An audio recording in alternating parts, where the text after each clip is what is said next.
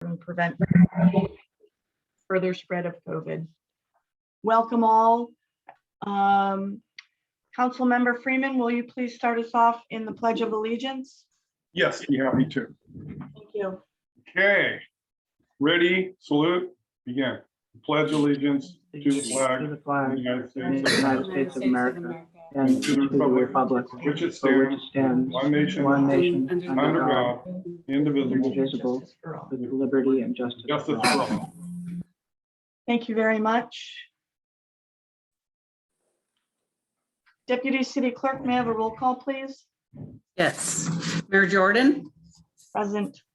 Vice Mayor Flores, Present. Councilmember Edge, Please unmute yourself.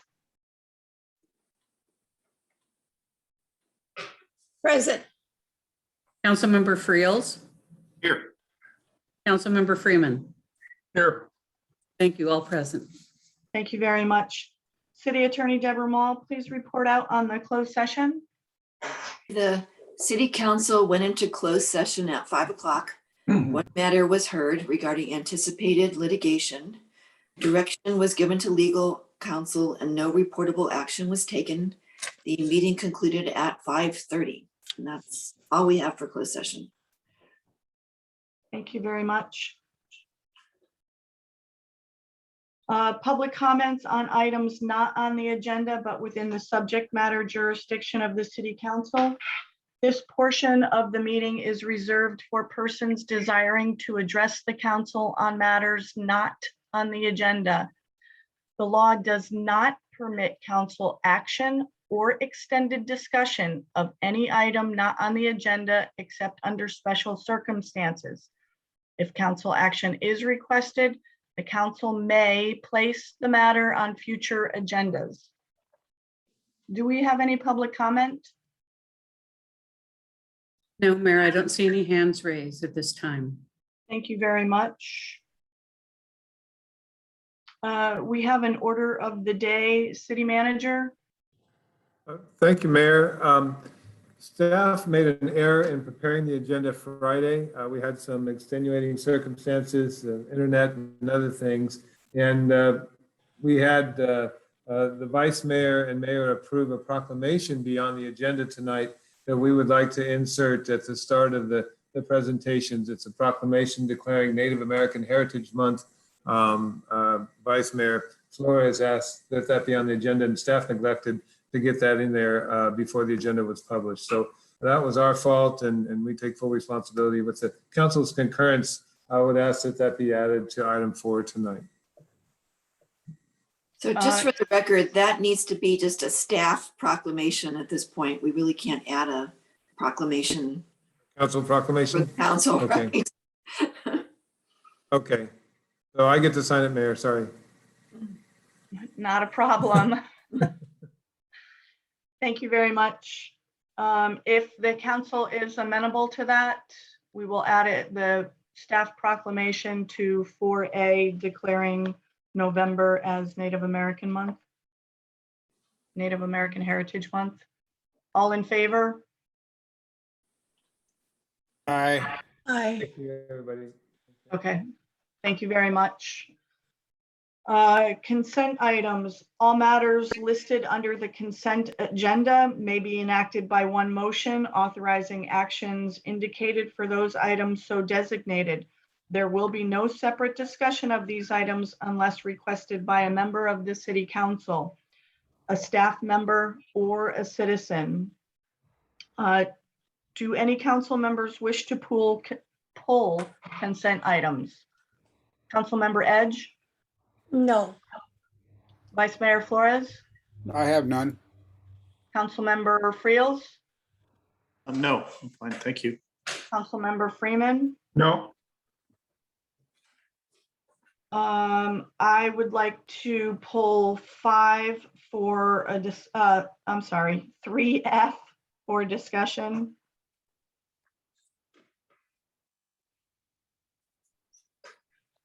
Are there any public comments?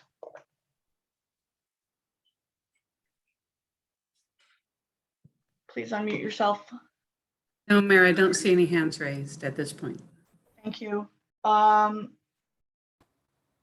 3F, adoption of resolution of the City Council of the City of San Juan Bautista approving street closures for Christmas parade, 10K run, the arts and crafts fair, and the rib cook-off. A couple of things that I wanted to add to this. First of all, welcome back to the Rotary Clubs of the City of San Juan Bautista for the Christmas parade, and a change. It's this Rotary Club of the City of Hollister for the 10K run. Welcome back to both of those events, and to Jason Williams of Williams LTD for the Arts and Crafts Fair and the rib cook-off.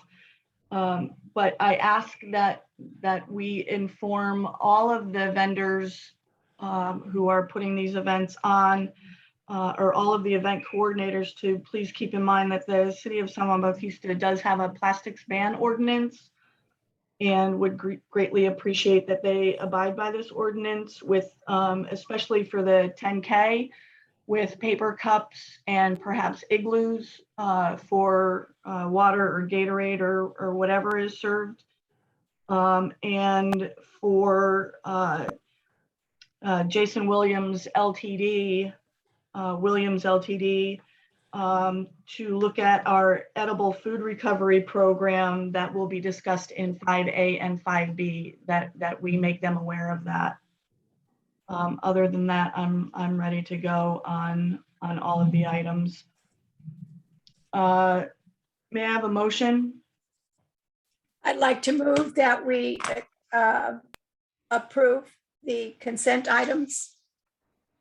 I'll second that motion. Thank you very much. May I have a roll call vote, please? Certainly. Councilmember Edge, Yes. Councilmember Flores, Yes. Councilmember Friels, Yes. Councilmember Freeman, Yes. Mayor Jordan. Yes. All members of the council being present, the motion as stated by the maker passes unanimously. Thank you. Thank you very much. Presentations, proclamations, informal items, and reports. Thank you all for approving this proclamation to be placed on the agenda as a staff proclamation. Native American Heritage Month. Whereas in 1990, Congress passed and President George H.W. Bush signed into law a joint resolution designated the month of November as the first National American Heritage Indian Heritage Month, also known as Native American Indian Month. And whereas the month is a time to celebrate rich and diverse cultures, traditions, and histories, and to acknowledge the important contributions of Native peoples. And whereas Heritage Month is also an opportune time to educate the general public about tribes, to raise a general awareness about the unique challenges Native peoples have faced both historically and in the present, and the ways in which tribal citizens have worked to conquer these challenges. And whereas, despite a painful history marked by unjust federal policies of assimilation and termination, American Indian and Alaska Native peoples have persevered. And whereas during National Native American Heritage Month, we celebrate the countless contributions of Native peoples, past and present, honor the influence they have had on the advancement of our nation, and recommit ourselves to upholding trust and treaty responsibilities, strengthening tribal sovereignty, and advancing tribal self-determination. And whereas the City of San Juan Bautista acknowledges that it has built upon the homelands and villages of the Mutsun indigenous peoples of this region, and that the city as we know it would not exist were it not for the indigenous stewardship of these lands for millennia, and the unfree labor of indigenous peoples who built the Mission San Juan Bautista and the foundational infrastructure of the city. Now, therefore, I, Leslie Q. Jordan, Mayor of the City of San Juan Bautista, the City of History, do hereby proclaim November 2021 as Native American Heritage Month in the City of San Juan Bautista, and encourage all citizens to join me in reflecting upon the ongoing struggles of Native American peoples on the land, as well as their great resilience, and to honor, value, and celebrate their historic and continuing contributions to our regions and beyond. Thank you. PG&E undergrounding 10,000 miles of line presentation by PG&E representative Kristen Dowd and Darren Klein. Welcome, Kristen and Darren. Is Darren Thank here? you. I don't know that Darren was able to join, but he might be joining in a little bit. Dawn, is it okay to share my screen at this time? Yes, please, help yourself. Okay, thank you.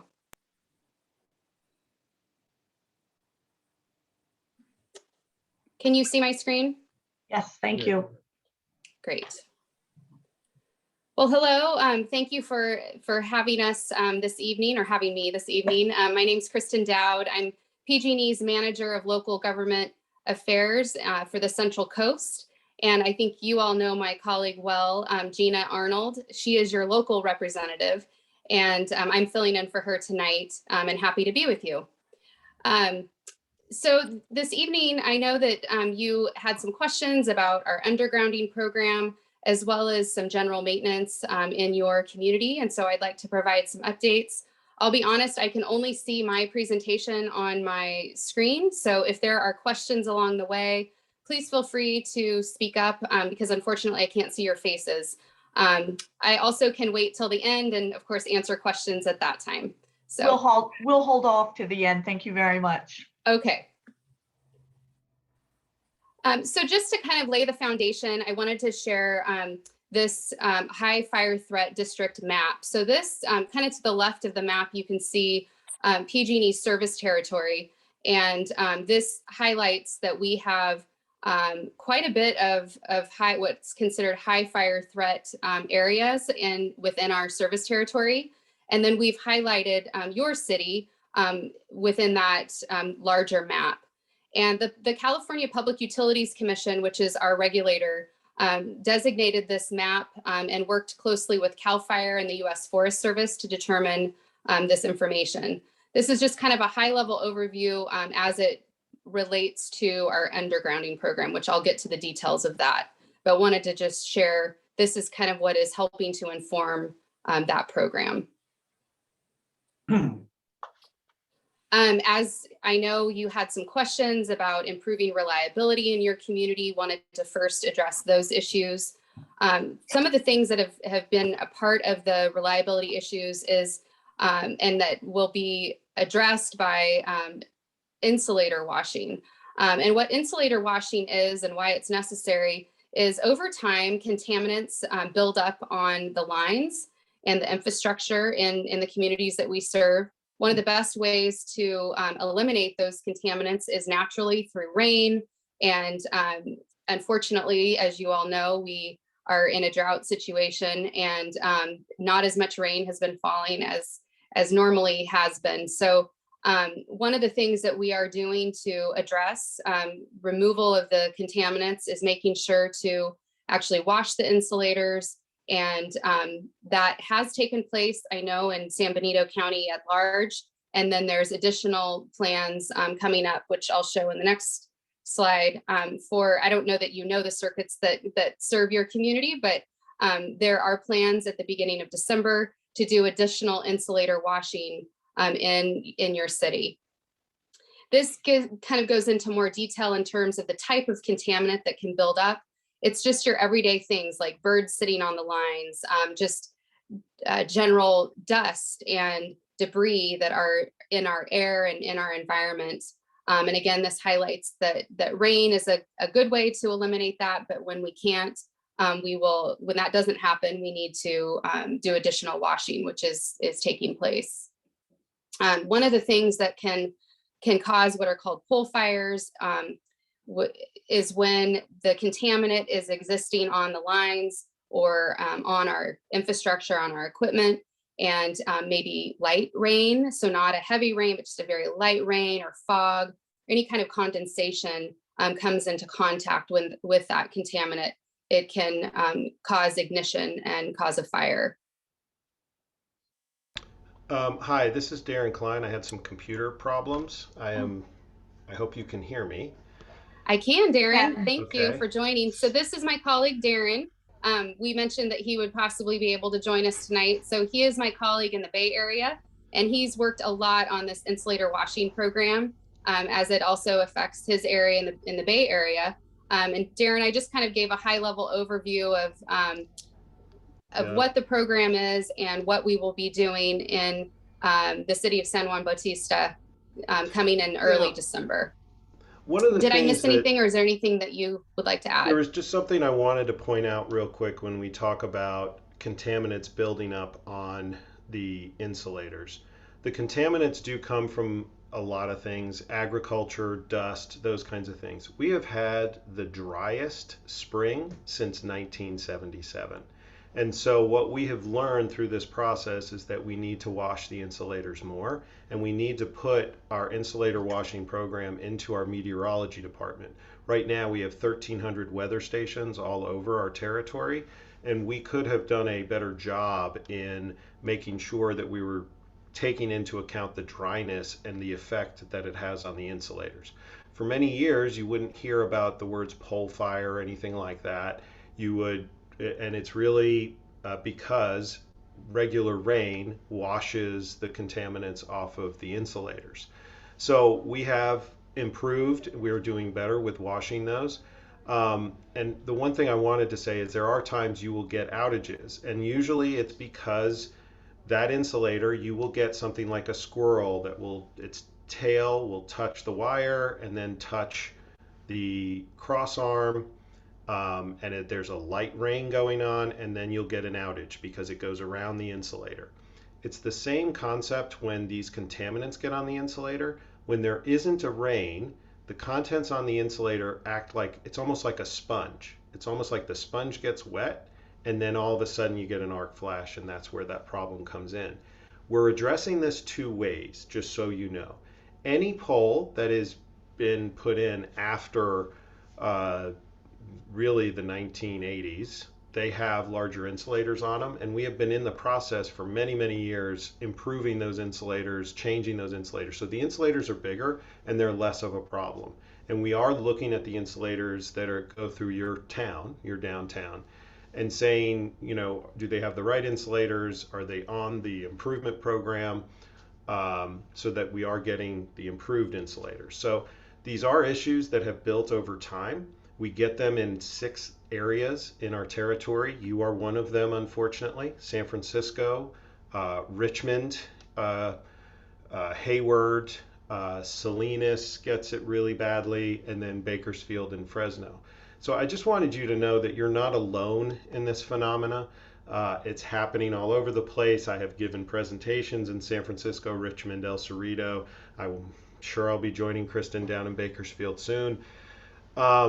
And we would just want to assure everybody that we are updating our equipment on a regular basis. This really wet last year, then quickly dry this year has created conditions that are not normal. Now, you can say climate change and everything has changed us to a new normal, but we know that these kind of outages, quite frankly, concern people and can be in a place where you're saying, are you reducing the risk?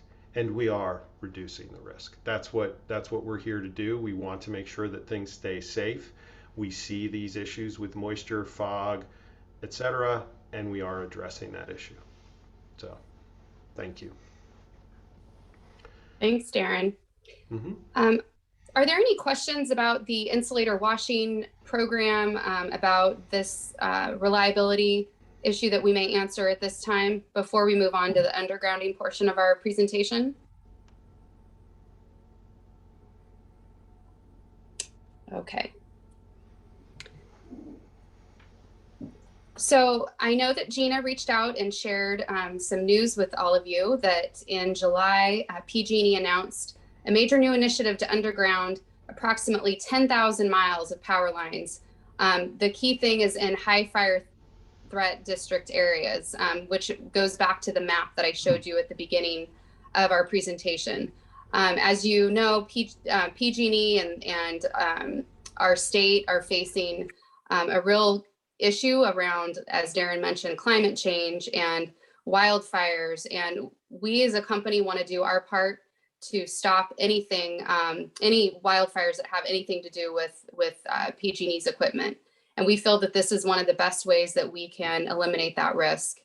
And so we feel that the long-term solution to reducing the risk is undergrounding lines in these areas. It is a huge undertaking, and we know that. And right now we're working with the communities to determine where this will begin, and also working with all of our internal team to engineer and begin to work on what this will look like. We have started similar work in portions of the community and the territory that we cover, and have had great success with doing this work more efficiently and more cost effective. So we are ready to deploy this, throughout our service territory beginning next year. Some of the key objectives is, again, eliminating wildfires and also reducing the impact of our public safety power shutoff program. That program is very impactful to certain portions of our service territory. Again, those that have the highest wildfire risk. That is when we proactively turn off the power when weather conditions and fuel conditions warrant that and are, quite frankly, a risk of wildfire. It's very impactful to customers to obviously not have power. And we want to do what is most safe to protect our customers and our communities. So it has been necessary the last couple of years to do that. But we're hoping that by doing more undergrounding work, it will reduce the impact of that program. Also, as you all know, and I'm sure you feel this way as well, Californians love our trees, and we want to protect our trees and not have to do as much tree trimming and be able to have the lines go underground and continue to enjoy the vegetation.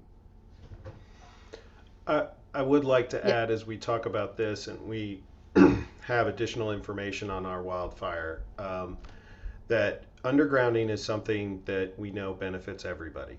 San Juan Bautista, your downtown, is not in a wildfire threat area, but we do know that it does border on a wildfire threat area. So there are discussions to be had where that undergrounding occurs.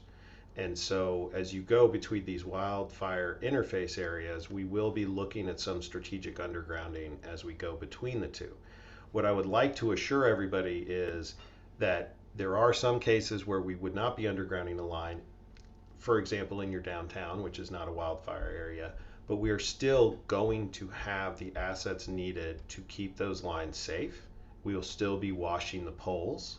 I just want to be very clear that the undergrounding, as it's done strategically, is not going to take away from anything else that we do to keep our hometown safe. Kristen? Thank you for that addition, Darren. That brings us to the conclusion of our presentation, but again, open to questions. This is a slide just highlighting additional information about PG&E and our wildfire safety program, but also just general information that can be useful to your city and your residents. So with that, we would be happy to take any questions. I will leave my screen up in case you wanted to go back to any slides. But if you can please speak up if you do have any questions, we're happy to answer them. Very much, Kristen. Thanks, Darren. Do we have any questions, comments, concerns from the council? Councilmember Edge? I don't have any questions. Thank you very much for the presentation. It's very informative. And I'm hoping that you can do a lot of this undergrounding, because I think that'll help a lot. I know that it will. So anyway, thank you. Thank you, council member. And we also should just mention, we are very early in the process.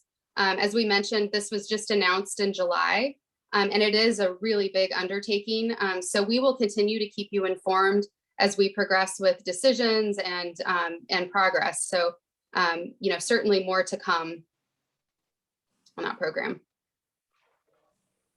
Thank you. Vice Mayor Flores? No comments. Thank you for the presentation. A lot of good information. You're welcome. You, Councilmember Friels? Not too much. Thank you for the presentation. I'm glad that you did specify that we are not in the high fire severity zone. There has been a few people in town who've lost their insurance because of the mistakes by the insurance companies and the maps. So we want to make sure that we don't throw that around too much. We're pretty much protected by tomato fields, so we're in pretty good shape. And appreciate the pole washing, and I'm looking forward to seeing that. I'm a retired fireman, and I probably fought 100 pole fires.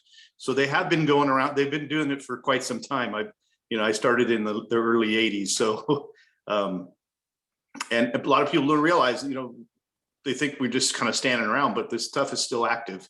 So until your folks, put, shut this power line down, there's not much we can do about it. Nobody wants to get electrocuted. So thank you again for your presentation. You're welcome. Thank you for your additions. Thanks. Councilmember Freeman? Thank you. Yeah, I just have a comment or two. I think it was about 2 weeks ago, one of the pole fires did shut down most of San Juan Bautista for, I can't remember exactly how long, but I'm going to say 6 to 8 hours.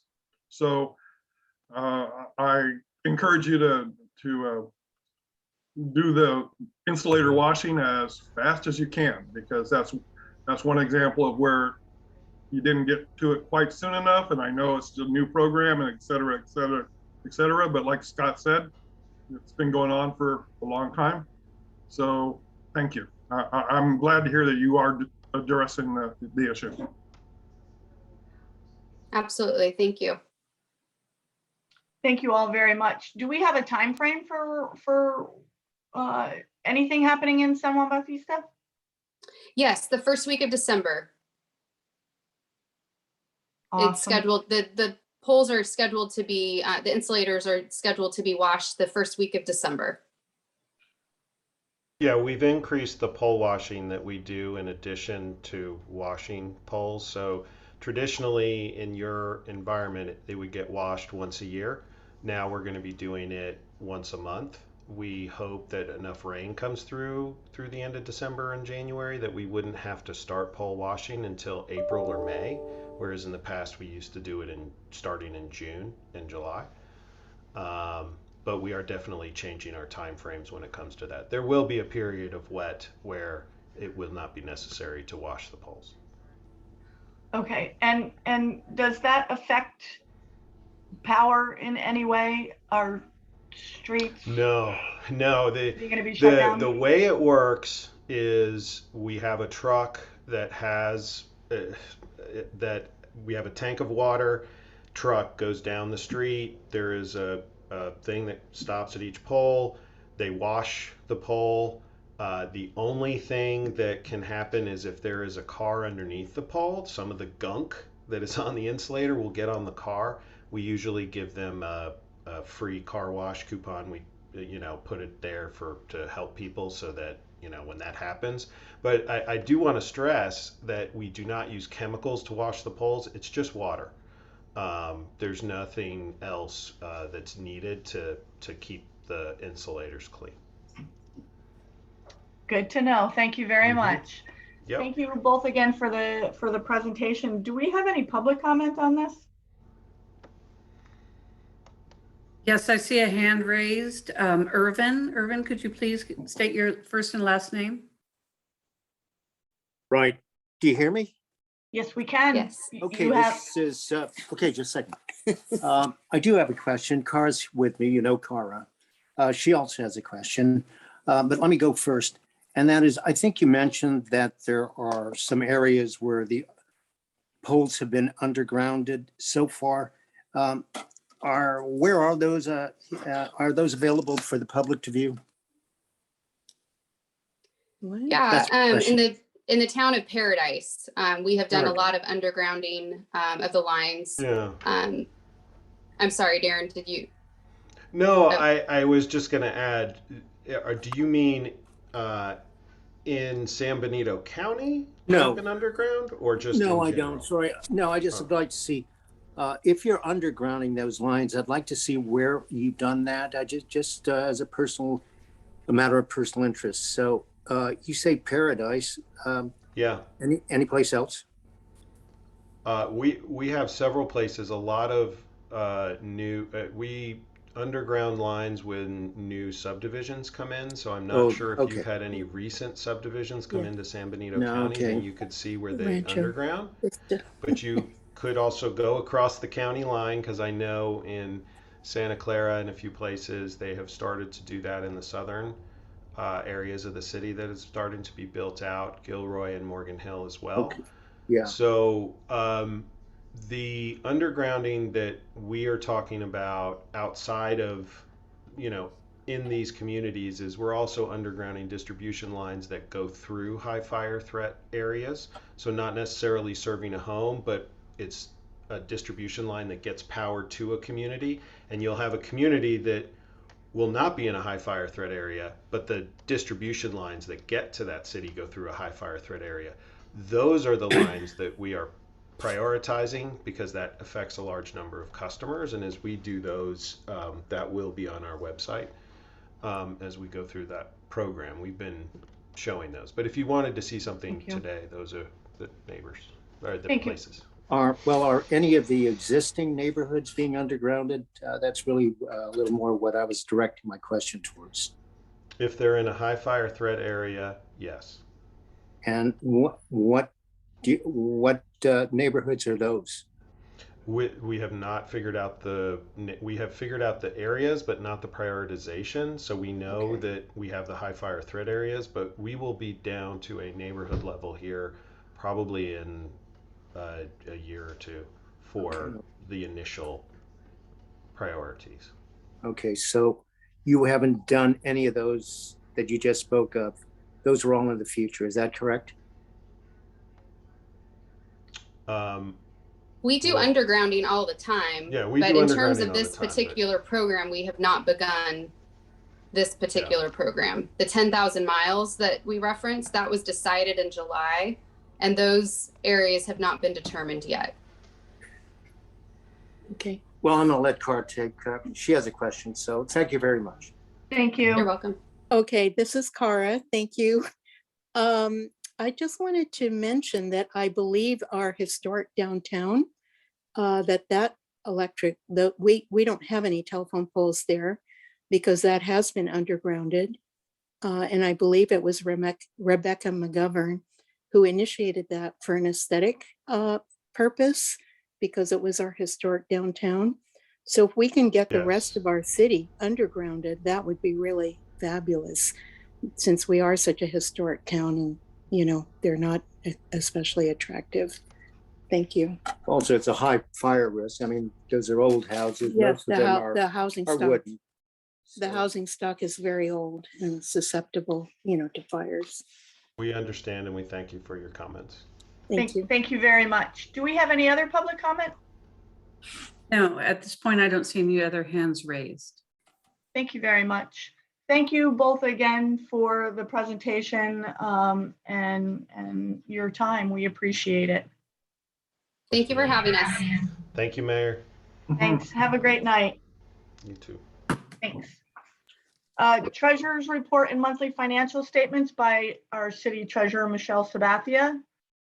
Hi, good Hey, evening, Michelle. everyone. Where are you? Oh, there you are, right in the center. Hi. Good evening, everyone. Nice to see everyone. Hello.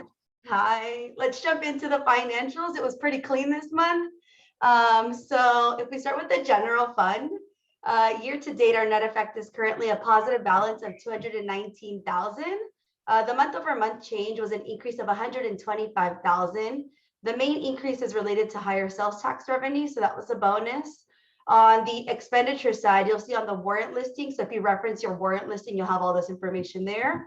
but I'm just going to be pointing out some of the notable items. So on the expenditure side, on the warrant listing, we paid out our normal vendors along with some items that stood out. So Stantec Consulting Services is a new contract that we have that the city signed. It's one of our larger contracts. So for that specific contract, we're going to see that fluctuate month over month and potentially increase in the coming months as well. So that's just something to take note of. It's not out of the ordinary to see a charge like this. And they were brought on to assist with the wastewater from San Juan Bautista to Hollister with some miscellaneous items as well that they'll be assisting with. What you're seeing there is more of the consulting hours that they're guiding us and helping us through. The next notable item that stood out was the payment to the city of Hollister. That's a quarterly payment that we make for our fire contract. So that's not out of the ordinary as well. And then for our Harrison Associate payment, that was larger than usual, but it related purely to backdated billings. So that's something to make a note of. And for Harrison Associates, you probably already know, but we use them for the inclusionary housing ordinance and ADU ordinance. So we use them for their guidance, right? So that's some of the notable items that we leverage them for. Now moving on to the Water Enterprise Fund. Year to date, our net effect is currently a positive balance of $124,000. The month over month change here was an increase of $38,000. The revenues are still in line with budget, running at about 25%. And on the expenditure side, there was no new call outs, nothing big that stood out aside from the normal stuff, right? Our personnel expenses, contracts, stuff like that. So that was not out of the ordinary. For our Sewer Enterprise Fund, our year to date net effect is currently a positive balance as well of $155,000. The month over month change there was an increase of $36,000. So the revenues are in line as well with budget, running at about 31%. And on the expenditure side, I would say that not anything notable stood out. Just wanted to point out that we still had some chemical testing as well. So yeah, that's kind of it for now, unless there's questions. Thank you very much for that. Questions, comments, concerns from the council? Councilmember Edge? Thank you very much, Michelle. I don't have any questions. Good job. Thank you. Vice Mayor Flores? No questions. Thank you, Michelle. Good job. Thank you. Councilmember Friels? No questions. Thank you, Michelle. Thank you. Councilmember Freeman? Once again, great job, Michelle, and no questions. Thank you very much, Michelle. Awesome. Thank you so much. Do we have any questions, comments, concerns from the public? No, there are no hands raised at this time, Mayor. Thank you. Thanks, Michelle. Have a great night. Awesome. Thank you so much. City Manager's report. City Manager Don Reynolds.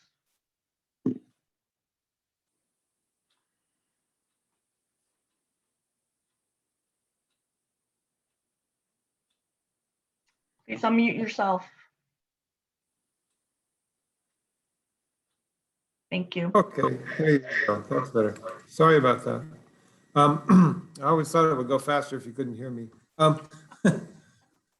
Yes, so as usual, the city manager's report is reflected in a lot of the things that are in this agenda, as well as the assistant city manager. A lot of his work is reflected in this agenda as well.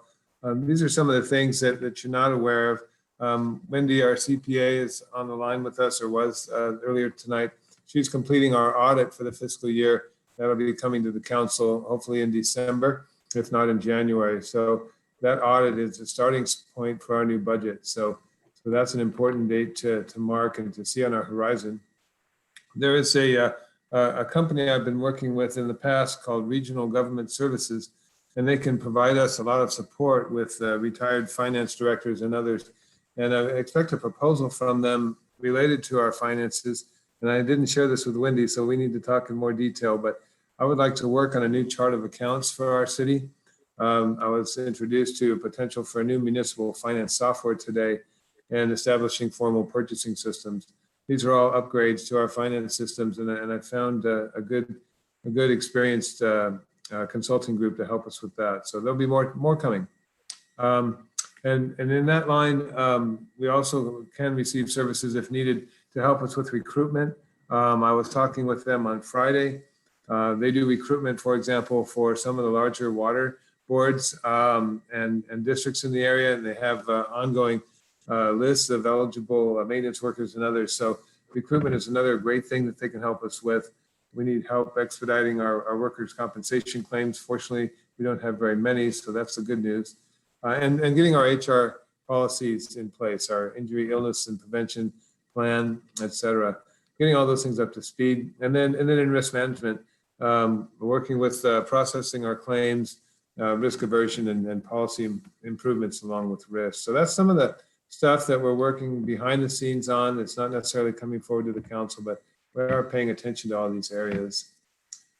The roundabout is well underway. I understand Councilmember Freeman had to wait 15 seconds for traffic.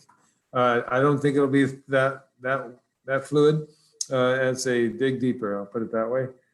So we have daily inspections. CSG is out there every day, making sure that the neighbors and others are in the loop. We have weekly meetings Thursday mornings, and the Loezas and others participate in those.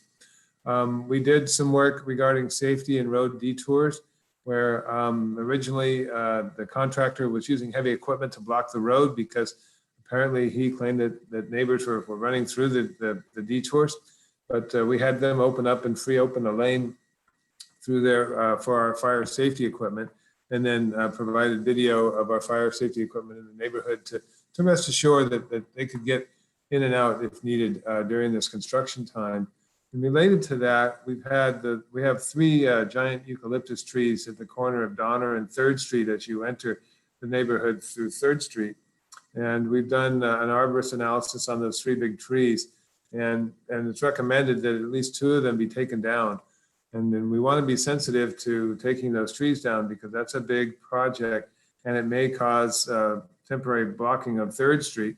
And we don't want to be blocking 3rd Street while the roundabout's being built. So we're going to be doing some tree trimming there to make them safer for the time being. And then as soon as possible, you may see the 2 largest ones on 3rd Street being cut all the way down in hopes that hillside development comes in and helps us pay for a roundabout at Donner and 3rd. So that's kind of the update on the roundabout and Rancho Vista. I've already mentioned the fire safety. We've had citizens come to us and ask about the future of the wastewater treatment plant. Sorry for a little typo there. There's things we can do aside from just putting Christmas lights on the little shed.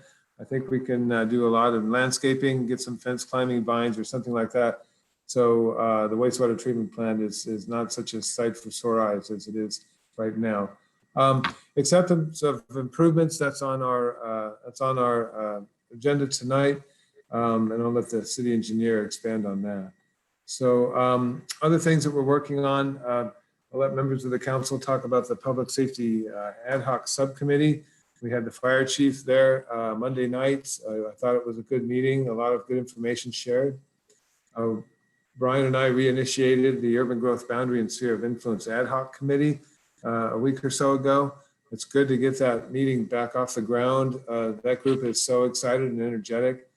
We've planned a second meeting for next Tuesday, the 23rd. And we're keeping the minutes and the video recorded meetings all in special places. Public safety will have its home. The Sphere of Influence will have a special site, just as the water does now. When you come onto our webpage, you'll see a lot of answers to water questions. It's right at your fingertips, including the town hall meeting from October 7th. So anyway, we're trying to keep this information all together in one place so that everyone has access to it. We've had questions about California Consulting. We have 2 items on the agenda now that they're related to. Prop 68 grants from the State Parks Department. They've completed both of those grant applications, and we expect the State Parks Department to be sending us an application for each. That's $177,000 to help with Franklin Park and Veruti Park. So that's the immediate fruit of their work for us in the last 6 weeks. They are working on water grants, as we'll mention at the end of our conversation today, but they're going beyond the EPA compliance projects. They have a Prop 1 grant application in for groundwater, and they're also keeping an eye on the infrastructure bill for us.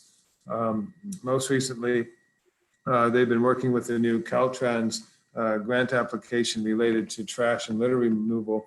And we've been talking about a mural under Washington Street. I think Cesar Flores brought that forward in 2019, and the Caltrans grant may actually help us pay the artist, not just look for volunteers. So that program may be coming forward. So that's some stuff to look forward to, and that's the status of our grant work going on right now. We have planning grants that Brian's been working on, and you don't see it's kind of behind the scenes, but the ADU program from Harrison Associates, that was all done with what's known as a local agency grant, a LEAP grant. And then we have an SB2 grant that's been kind of waiting in the background. And just quickly, the SB2 grant was originally $160,000 to look at a specific plan for the area between De Anza Park and the Alameda. And so we want to bring that forward to the Urban Growth Sphere of Influence Ad Hoc Committee first to see how they feel about that planning project in general. And if necessary, we can change the use of that grant to something else or move forward. So just wanted to touch base on our grants and our grant status that we're working on. Reopening the community hall. The community hall did reopen recently. We had a few hiccups, a few bumpy roads, but we worked it out with our private security. We have a temporary signed agreement with Level 1 between now and December 4, and we don't have any reservations between December 4 and then January. It's generally a slow month. So feedback from our risk management, they used to be called PARSAC. It's a Joint Powers Insurance Authority. They're called CIRA now. And the feedback recommends that we vet 2 or 3 security companies. We make sure that they're reputable, that they're responsible, that they're fully insured, and then allow the renters of the facility to contract directly with them. And that way, if the renter of the facility does something to the facility, and the security company can also be held responsible for that. I think in the past, we've allowed renters of the community hall to pick their own security company, and that just does not work. So we have some time here during the holidays to revamp the program, include Level 1 and a couple other security companies that are reputable, that other cities rely on for their services, for example, and change that around a little bit and put the onus on the people renting the facility.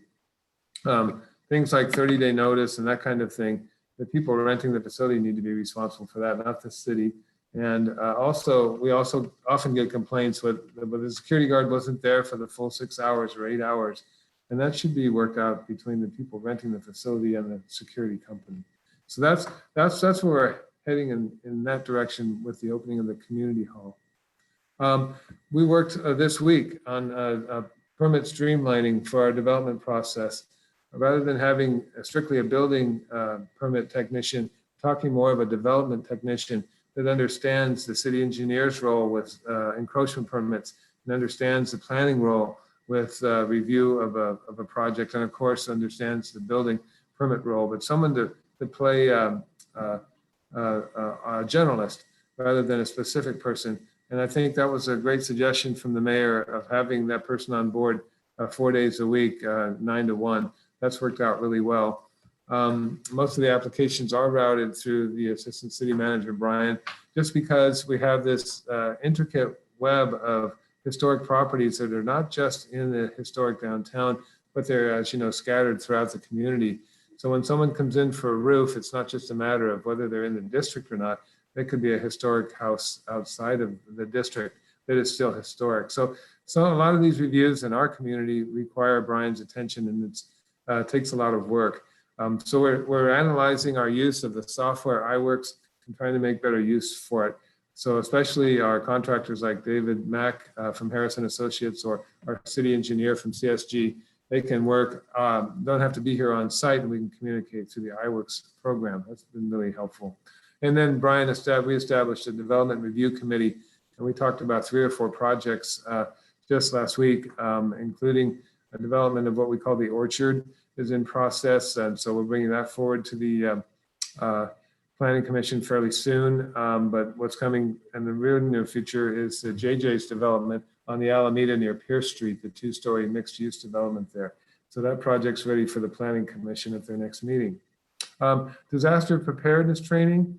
We did participate. Rich Brown and I participated in a desktop exercise on the 4th of November. This was an exercise to understand logistics of serious earthquake in the Santa Clara area along the Hollister Fault that isolated San Benito County. There was a tsunami towering over Monterey Bay, which is kind of like near my house, but anyway, and Santa Clara San Jose were wiped out. So we were isolated in this incident, but we were at the table. And I think that's the important part. When I heard from Councilmember Friels, the need for us to be at the table in a public safety meeting recently, we made sure that we were at the table. And for example, they were trying to distribute water where water lines had been broken. And our situation is unique because our 1 million gallons of water is gravity fed, whereas in other places in the county, it's not. So our need to distribute water may still exist, even though the infrastructure is not as strong as it was before the earthquake. So anyway, it was a good test. It was a good message to the Office of Emergency Services that we're on the map and that I feel like we're being included. So that's really good. We had a brief intergovernmental committee meeting on homeless and parks, and the council members representing the city on those can expand on those topics. It's been a really effective and efficient meeting agenda to get Hollister and San Benito County and the cities together. So that's another thing that occurred. And then we'll get on to the next agenda item. That's all I have, Mayor. I'm happy to answer any questions. Thank you very much. Questions from the council? Councilmember Edge? Did you say, John, that the trees have to come out on 3rd Street? They need to come down? The assessment from the arborist talked about the roots being damaged when the 3rd Street improvements were made to the 2 large trees at 3rd Street and Donner. The other tree between Manuel Lopez's new little townhomes and the Creek Bridge home there, I think it's 2 Donner actually, that tree just has one huge branch that's precarious and it could be trimmed and saved. But the other 2 trees were apparently damaged with root damage when the infrastructure, the sewer line and other things were put in 3rd Street. That's too bad because, for selfish reasons, I used to swing from a tire and a rope when I was a little kid. And I don't want to see those trees. Oh. And they smell so good, and I mean, if we trim them back and I understand if the roots are gone on the others, that's too bad. But anyway, on the trees that we could save them. Happy to share the report with you if you want to learn more. I'm sorry? Happy to share the arborist report with you. Okay, good. And then on you went so fast. I was trying to. Can you go back to the beginning to see? Sure.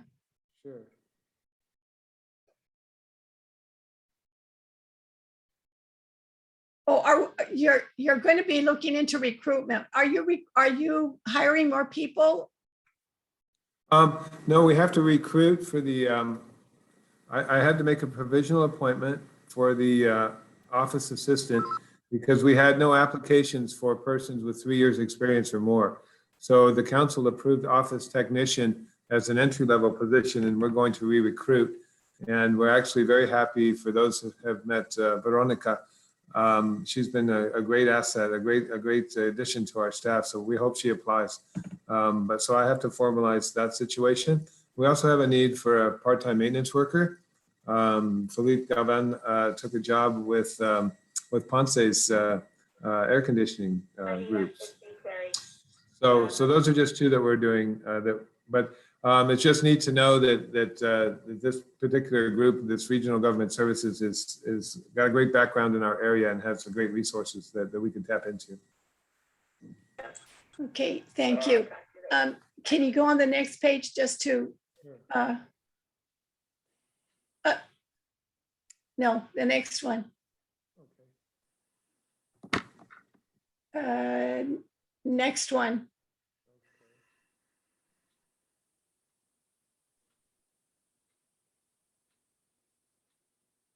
Next one. Sorry about that. That's okay. You went on a, oh, okay, your disaster preparedness training. Right. Was the fire department and the SO and level 1 involved in that? Not level 1.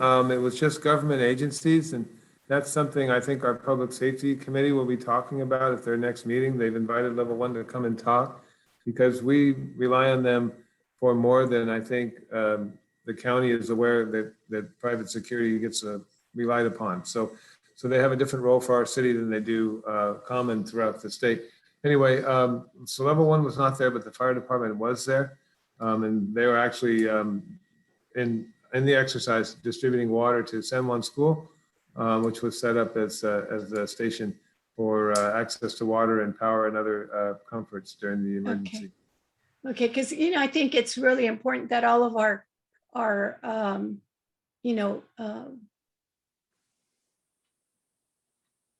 fire and the SO and the level 1, everybody needs to be on the same page if we should have a disaster. And then going back to vetting different, for the community hall, vetting different security companies. I think I've shared with you when I managed the building Casa Maria across the way. And one of the things that when you allow the people that are renting the facility, a lot of times they really don't care, and they don't ask the security to stay there until they are gone. And I think that's something that's very important. When they're there, the people usually, they get going and they leave the building. But when they hire themselves, a lot of times those guys, they get hired for X amount of hours. And when their hour is up, they're out of there. And then the people stay behind. And then that's where you have all the problems happen. And I'm just sharing, with you, because I think it's very important that, we have more control, and it's only to prevent things from happening. And so I just, it can get out of hand when they are the ones that are in control. But anyway, I just wanted to share that with you. And then you said you sent this slide to us, Dawn? I did about 4:30 this afternoon. So Okay, I'll good. have to go through more All right. detail. Yeah, and I after 4:30, I don't check anything, so I don't usually get it. But anyway, thank you for the report, Dawn, and that's the end of my questions and comments. But thank you. Thank you.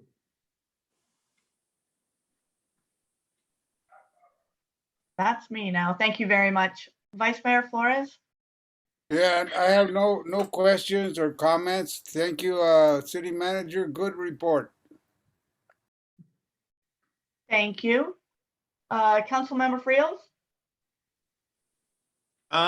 No questions. Dawn, thank you very much for, gosh, you've got a lot on your plate. And I'm unfortunately, I don't share Mary's affinity for eucalyptus trees. So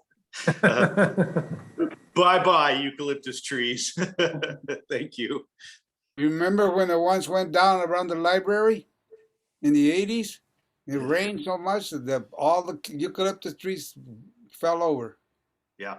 So Scott, don't tell me you didn't swing on a rope on one of those trees on 3rd Street. No, I was a part of the Washington Street gang. We never came over on this side. Okay. Thank you. Councilmember Freeman? Thank you very much. I just I just want to say that I never swung on any of those eucalyptus trees.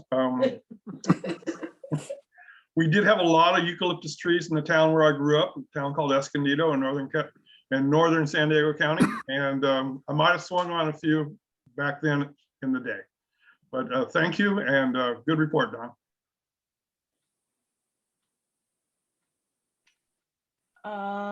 Thank you, Councilmember Freeman. Okay, Don, I apologize. Can you go back to 1?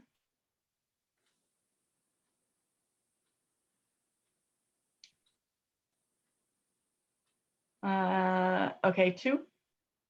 Okay, I feel like I'm at the eye doctor. 1, 2, 2, 1. Recruitment.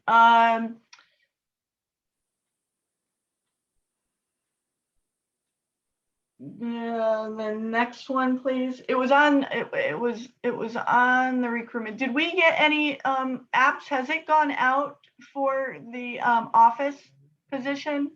No, it hasn't. Oh, okay. Do you have an idea of when we're going to do that? Hopefully within the next 2 weeks. Okay. Okay, thank you. And for the roundabout, have we had any other complaints besides the original closure? No, I haven't heard any. I know that the city engineer and our public works inspector were out meeting with some community members out there today, but it wasn't about the roundabout. It was about the stormwater system. So that was a really productive meeting. The property owner seemed satisfied in their feedback and appreciate their input. But not about the roundabout. It's been pretty fair so far. Cool. Hi, Councilmember Edge. No, sorry, go ahead. You had something else? I forgot. Dawn, has anybody else complained about the semis going through Besides me? the construction area? No, I haven't heard that complaint. Okay. Do we know if it's deterred any? I don't know that either. No. Hard because Yeah, they're no, working it for hasn't. I Meritage. haven't seen very many of them lately, to tell you the truth. And there has been a CHP officer, the commercial CHP officer lingering. I think he's been a big deterrent. Good. At the roundabout construction? No, on First Street and north. I don't want to give up his hiding place. Well, those guys aren't around to hear it. I've seen two so far since construction started. So I'm just wondering if anybody else had heard anything. Okay, next page, please.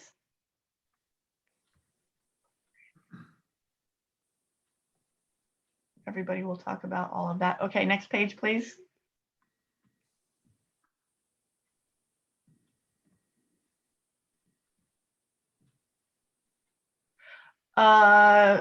Reopening community hall. You were talking about a temporary agreement with Level 1 through December 4th, and we don't have anything planned between December 4th and the new year? Correct. Rentals at the hall, okay.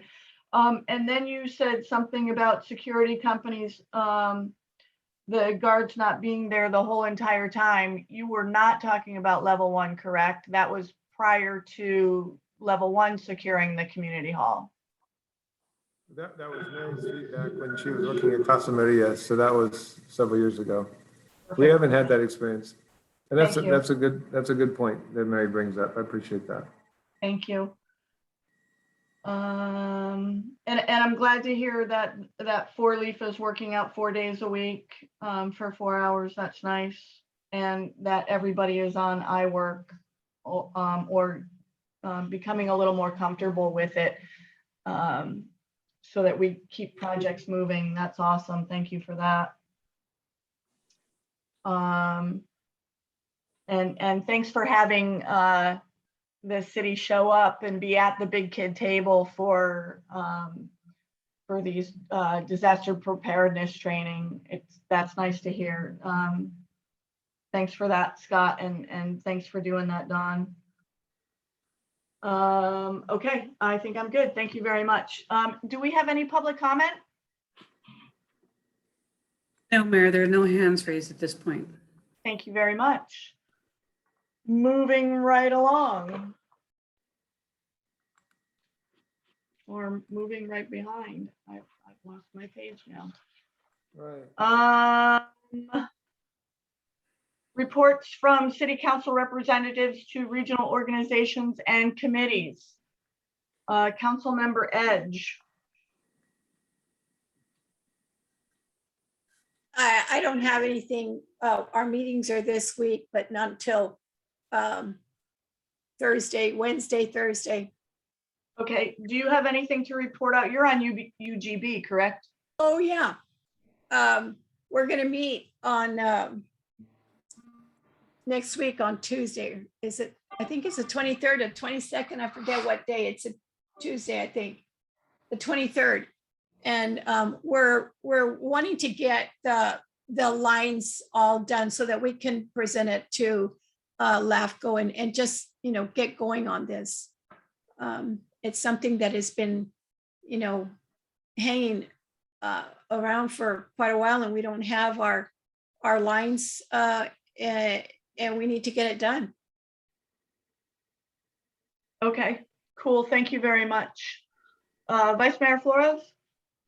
I attended a CMAP meeting on Tuesday last week. Anything come out of that? No, just a regular meeting.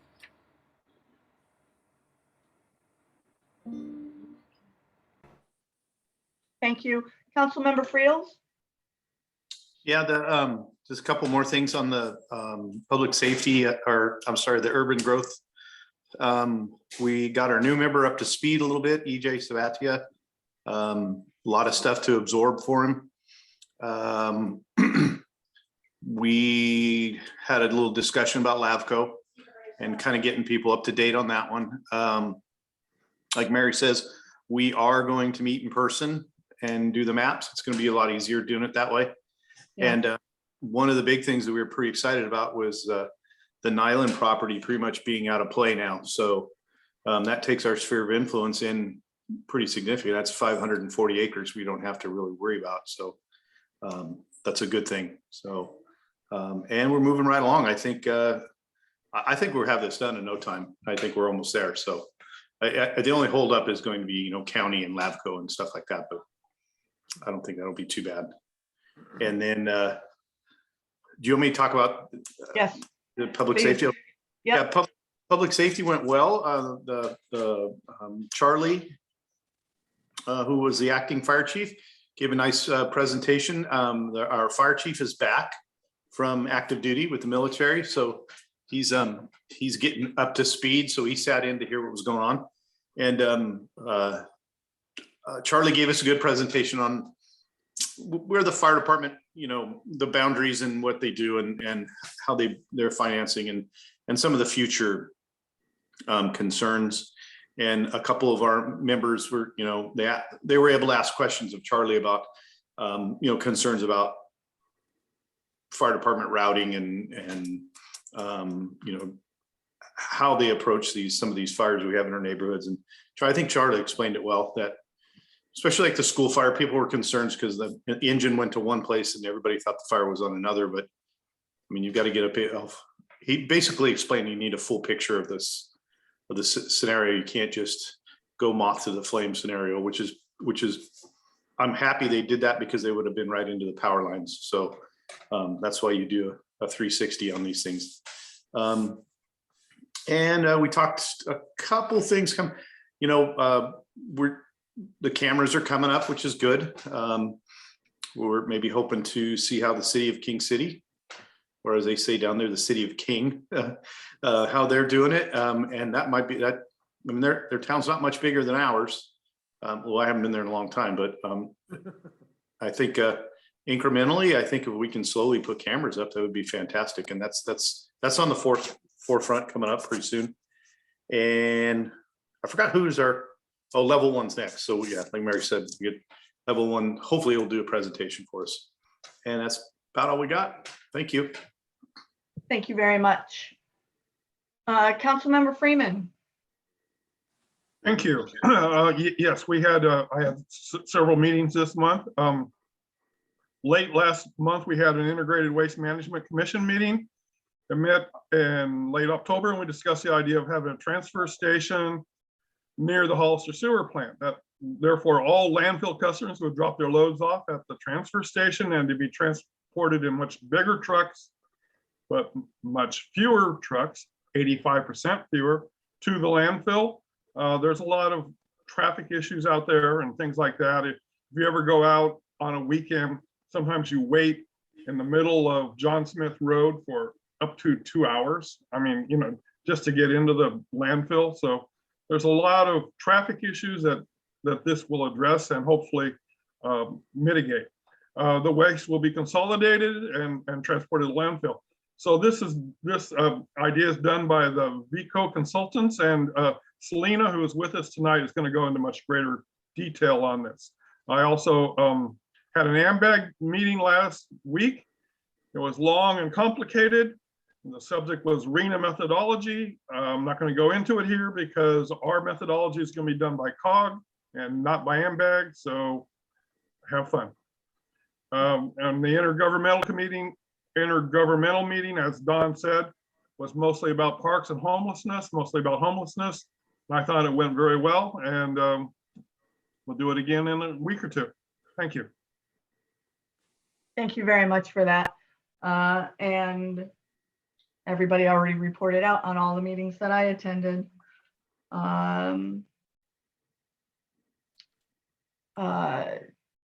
There is a redistricting meeting on Thursday, and Cesar will actually be going in my place, and Councilmember Freeman will also be attending with Supervisor Tiffany.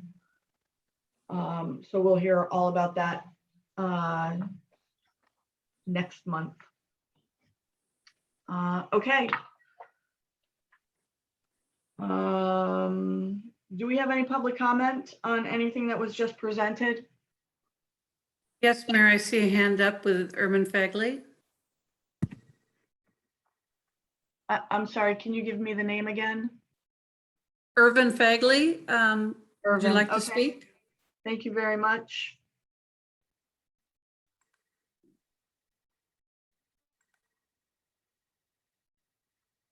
Irvin, welcome. You have Okay, 3 minutes. hi. Oh, hi, Cara. It's actually Cara, Hi, go ahead. and I have a question about the urban growth boundary lines. Will the recommendations be shared with the public before they go to LAFCO? Yes, of course, yes. The planning commission and council. Okay, thank you. Thank you very much. Any other questions, comments from the public? I don't see any other hands raised, Mayor. Thank you very much. 5, public hearing items. Accept a memorandum of understanding between San Benito County and the cities of San Juan Bautista and Hollister for the establishment of an edible food recovery program consistent with California Code of Regulations, Title 14, Division 7, Chapter 12, Short-Lived Climate Pollutants. Selena, I'm guessing you're talking on this one. Yay, welcome. Thank you. Good afternoon, Mayor Jordan, City Council. Today we have myself with Integrated Waste Management, as well as Deborah Kaufman with R3 Consulting on the line. R3 Consulting is our new solid waste consultant for solid waste on-call technical support, as well as a special focus on SB 1383 compliance. As a reminder, per the Joint Powers Integrated Waste Management Agreement signed back in 1995 between the county, Hollister, and San Juan Bautista, the Integrated Waste Management Regional Agency was formed, and the county was placed as lead agency in order to staff integrated waste management programs to meet waste mandates and recycling mandates, as well as reporting requirements to the for the regional agency members. For today's public hearing agenda items, We will first be providing you with a brief presentation on California's Senate Bill 1383, also known as California's short-lived climate pollutant reduction strategy. And then we're going to dive into the Edible Food Recovery Ordinance and MOU. It is our first recommendation that today you accept the Memorandum of Understanding between the member agencies for establishment of a regional agency edible food recovery program and to define member agency roles. And then secondly, it's our recommendation that you hold a public hearing for the Edible Food Recovery Ordinance that is consistent and compliant with SB 1383 requirements. It's important to note that the Board of Supervisors recently passed a resolution that enables the county as lead agency to apply for a SB 1383 rural exemption on behalf of the regional agency. If approved by the state, this would exempt the agency members from mandatory organics collection requirements and several other associated requirements until December 31st of 2026, or until we reach a population of 70,000, whichever comes first. However, regardless of that exemption, there is compliance still needed at each jurisdiction in establishing an edible food recovery program with enforceable mechanisms and inspection, among a few other requirements that we will dive into later. And that's why we are here today.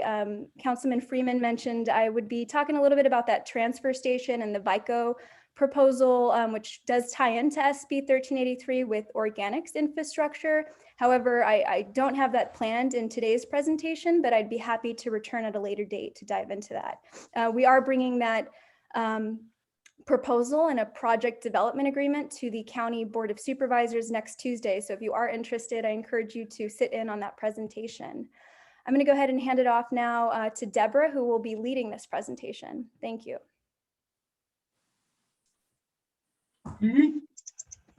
Thank you for that. Welcome, Deborah. Thank you. Can you see my screen? We can, thank you. Okay, good evening. I'll be presenting tonight on the proposed Edible Food Recovery Ordinance and the proposed MOU to delineate responsibilities to comply with SB 1383.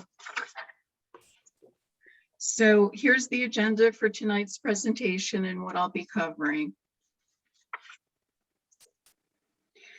So as Selena mentioned, there is a new state law, Senate Bill 1383, which impacts how we manage solid waste in California. SB 1383 aims to keep organics out of the landfill to reduce emissions that contribute to climate change. Specifically, there are two overarching requirements. The first requirement is for the state to reduce organic waste disposal by 75% by 2025. And organic waste for the purposes of this law includes green waste, food waste, paper, and cardboard, for example. The second requirement is for the state to reduce the amount of edible food disposed of in landfills by 20%. The law has both environmental and social impacts. The environmental benefits are twofold. From a solid waste perspective, diverting organics from the landfill will turn the material into compost, which is a valuable resource for farmers and gardeners. And from a climate change perspective, landfilling organic waste leads to the anaerobic breakdown of that material, which creates methane, a very powerful greenhouse gas. And since landfills are responsible for 21% of the state's methane emissions, the law intends to reduce methane emissions from landfills. There are also social implications as a result of the law. Diverting edible food from the landfill, which will go to feed people in need, helps alleviate food insecurity in our communities. There are two main components of the SB 1383 regulations for jurisdictions like San Juan Bautista. One is an organics collection and recovery program. But however, rural jurisdictions are eligible for a waiver from this requirement due to the difficulty and expense of establishing organic waste collection in rural communities. The other main requirement is the development of an edible food recovery program, which rural jurisdictions are not exempt from and will be the focus of the remainder of the presentation. So with respect to the organic waste collection program waiver, it's available to rural counties and cities within those counties with less than 70,000 people. The waiver would be active until December 31st, 2026. And the county is the lead for the Integrated Waste Management Regional Agency, which the city is a member of, will apply for the waiver on behalf of San Juan Bautista and Hollister and the unincorporated area. The rural exemption doesn't waive the requirement to establish the edible food recovery program, which I mentioned. And also you have a requirement to adopt an ordinance that contains those requirements. All jurisdictions are required to establish this edible food recovery program with these components, including outreach to affected businesses, which I'll talk about in a later slide, requiring those businesses to enter an agreement with a food bank or food pantry for their leftover edible food, inspecting those businesses to ensure that they have these agreements and that they're not intentionally spoiling donatable food, and determining whether there's food bank capacity to receive the edible food, and if additional capacity is needed, working on determining funding for that. So here's a slide that shows you the two basic tiers of commercial food generators that the law applies to. They're divided into these two categories. The largest food generators, such as supermarkets and food distributors, are called Tier 1 and must comply by January 1, 2022. Other large but smaller than Tier 1 generators, such as large restaurants and hotels, large events and venues, are called Tier 2 and must comply by January 1, 2024. The ordinance includes the regulatory requirements for affected food generating businesses, and it also includes an enforcement mechanism. So affected businesses are required to send edible food that they would have otherwise disposed of to a food bank or food pantry and have a written agreement in place with those organizations to recover the food. They're also required to keep specified records, including the type and amount of food donated. And then food recovery organizations and services, which are your food banks and pantries, are required to maintain records and report quantities of food recovered to the jurisdictions that they're located in, and cooperate with the county's efforts to plan for needed capacity.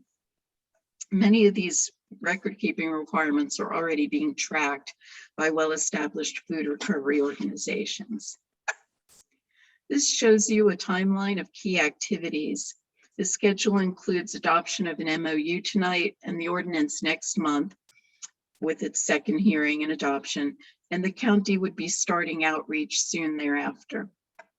The first requirement is for large supermarkets, goes into place early 2022. And the requirements for other large generators begins in 2024, with enforcement starting also in 2024 for both Tier 1 and Tier 2 generators. Here's a more detailed summary of the timeline. By January 1, 2022, jurisdictions have to establish the edible food recovery program, conduct capacity planning, provide education, and begin inspections of Tier 1 commercial edible food generators. And Tier 1 generators have to comply with the requirements as well. By 2024, Tier 2 commercial edible food generators must comply. Inspections of Tier 2 food generators begin, and enforcement actions for all non-compliant entities begin. The county would take the lead on developing an estimate of needed food recovery capacity in the county and in the cities, and determine whether there's enough capacity to recover the amount of edible food to be donated. This shows the plan for expected responsibilities via an MOU between the city and the county that the city is considering adopting tonight.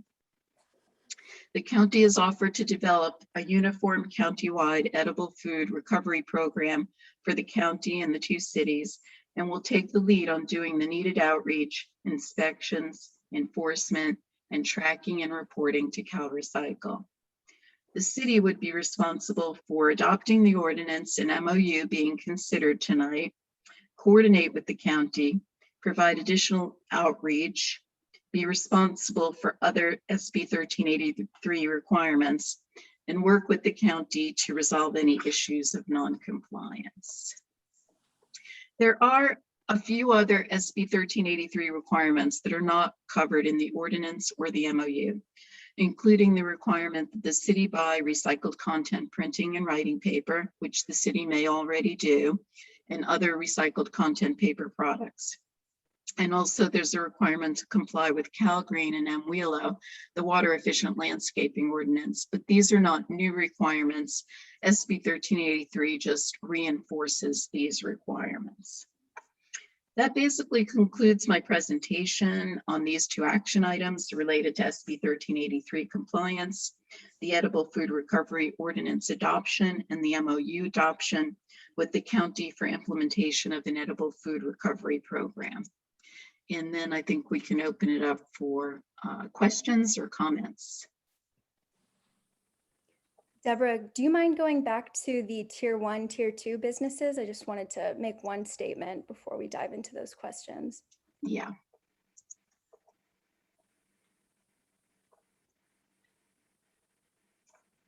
So we're working with environmental health to obtain a list of all of the applicable businesses that fall under tier 1 and tier 2. I haven't yet received that list.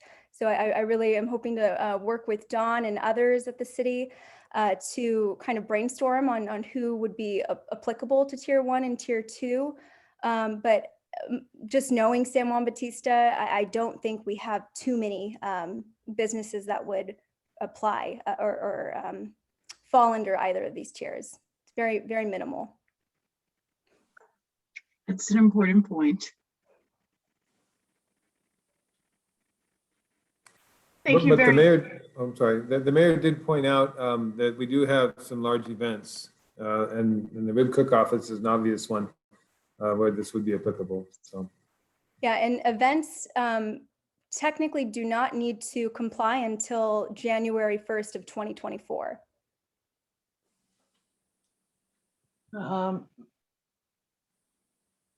Would you be working with them to ensure that they're complying, that we're complying? Yeah, I would, if perhaps Dawn and I can sit down and come up with that list of events we think would be applicable, like the rib cook-off. And one thing I recall, a prior city planner, Todd Kennedy, he would sit down with every event coordinator several months in advance, sometimes even a year in advance of the event. And we would plan out the waste diversion as well as the fire safety. It would be a whole meeting. So I'd be happy to participate in those meetings if they do occur. Or I can reach out to the event coordinator directly if that's preferred. Thank you for that. Yeah, we'll be starting that up again with our events next year. Well, I guess we have our first event coming up soon, but I don't know that applies to them. But thank you for that. We appreciate that. Questions, comments, concern, Councilmember Edge. So, Deborah, when you say enforcements, what do you mean by enforcements? What type of enforcements? Is it fines? Is it, I don't know, what else is there? It is basically notices of violation and penalties. So, the standard penalties are I think 100, 200, and 500, but they should be consistent with what you have in your own municipal code. So yes, there's standard infraction type violations, and those are the penalties. They're administrative citations and penalties. Okay, and so is there a time frame that they're given to before we charge them? Or I guess the city would charge them the fines, right? Yes, but they should generally be given 60 days. However, the county has offered to do the enforcement on behalf of the cities. So you do have that assistance from the county. And that is in the MOU, that they would take on a lot of the enforcement in coordination and conjunction with the city. Okay. But and again, the fines would not start until January 1st of 2024. Okay. That's very important. Thank But you. if somebody didn't comply in 2023, would they be fined? No. All right. Okay. So there's quite a lot of lead time for them to get ready for this. All they have to do is put agreements into place, which should be, very possible and doable. So I would expect there not to be a lot of enforcement needed on this. Okay. All right. Well, thank you. It was very interesting, a lot to take in, but thank you very much for all your hard work. You're welcome. Thank you. Vice Mayor Flores. No comments other than a great presentation. And like Mary said, a lot of information. Councilmember Friels? Yes, thank you. We'll go back to the tiers. Does the state of California have, do they have guidelines on tiers? How big the supermarket has to be or how long? I mean, it should be pretty simple, right? They should have a list of them. Yes, it's all identified and defined. And those definitions are included in the ordinance. It's very specific about who's in and who's out. Supermarkets have to be over 10,000 square feet. Thank you. And grocery stores over $2 million a year. And restaurants over 5,000 square feet or 250. So as you can see, we're really focusing on the very large commercial food generators, not the small ones. Yeah, So the small ones are not affected. I don't think we have anything even close to those. Mhm. There was one thing you said, one of the last slides, it said, as far as this Senate bill, it says the city will be responsible for other requirements. That's kind of one of those hidden clause things. What are the other requirements? Okay, so they're the items that I outlined, and they are basically, all cities are required to purchase recycled content paper of 30% recycled content, which has become fairly standard. So you may find that you already do that. And other paper products like janitorial paper products should also contain the recycled content. And then there is a little bit more tracking of that. So CalRecycle wants to see that you've actually gotten your vendors to certify that they are providing recycled content products and that they're certifying that it's recyclable. So that's one requirement. And then Cal Green and MWhelo have already been on the books for several years. So they're requirements that jurisdictions are already required to comply with. But SB 1383 kind of reinforced these and said, we want to make sure that cities are actually implementing them. And most cities are implementing those through the permit process. So when an applicant comes in for a building permit, there's usually requirements that they show that they're meeting Cal Green requirements for energy efficiency and C&D recycling. And the same thing for large landscaping projects, that they're meeting water efficient landscaping ordinance requirements from the state. So they want to see that the city is actually implementing those programs. Okay, so what's C&D? I'm sorry. I'm sorry, the construction and demolition debris that's left over that needs to be recycled. And hopefully somebody can tell us where to put the pressure treated stuff because nobody can tell us where to put that yet. Yeah. Okay. So can I just say one thing on the pressure treated wood? I know that's not what we're here to talk about today, but we were accepting that at our monthly hazardous waste event that we have at John Smith Landfill. Residential only, commercial businesses can participate for a fee. However, we're going to be stopping that program because the landfill will soon be implementing a program that accepts that. They are permitted to accept this material. They're simply in the process of training their staff, getting a program in place, and we should see that program take place very soon. Oh, thank you. I appreciate that. The reason I asked about other responsibilities is because on about our second page of our staff report, it says Cal Recycle has the authority to financially penalize non-compliant jurisdictions up to $10,000 a day. So if we don't have recycled toilet paper, we're going to get hammered for $10,000 a day. Welcome to California. And then speaking of California, is this more unfunded stuff, or are they going to be able to help us out? Like, well, not so much us, but I mean, we're a small county. You know, I know to have staff, but they're going to have to add a whole new wing now. So are we going to get any money, or is it just another unfunded mandate from somebody from Southern California? It's mostly an unfunded mandate. However, recently, governor has approved of $6 million statewide to be distributed to jurisdictions for the purpose of implementing this SB 1383. And each city will get at least a minimum of $20,000, and then whatever is left over will be distributed by population. So each of your cities and the county would receive 20,000, and there's a lot of leeway in how you use that. It can be used for any number of ways in which you could implement SB 1383. So it could be used for outreach, it could be used for enforcement, it could be used for consultants, it could be used, you know, for any of those things, inspections.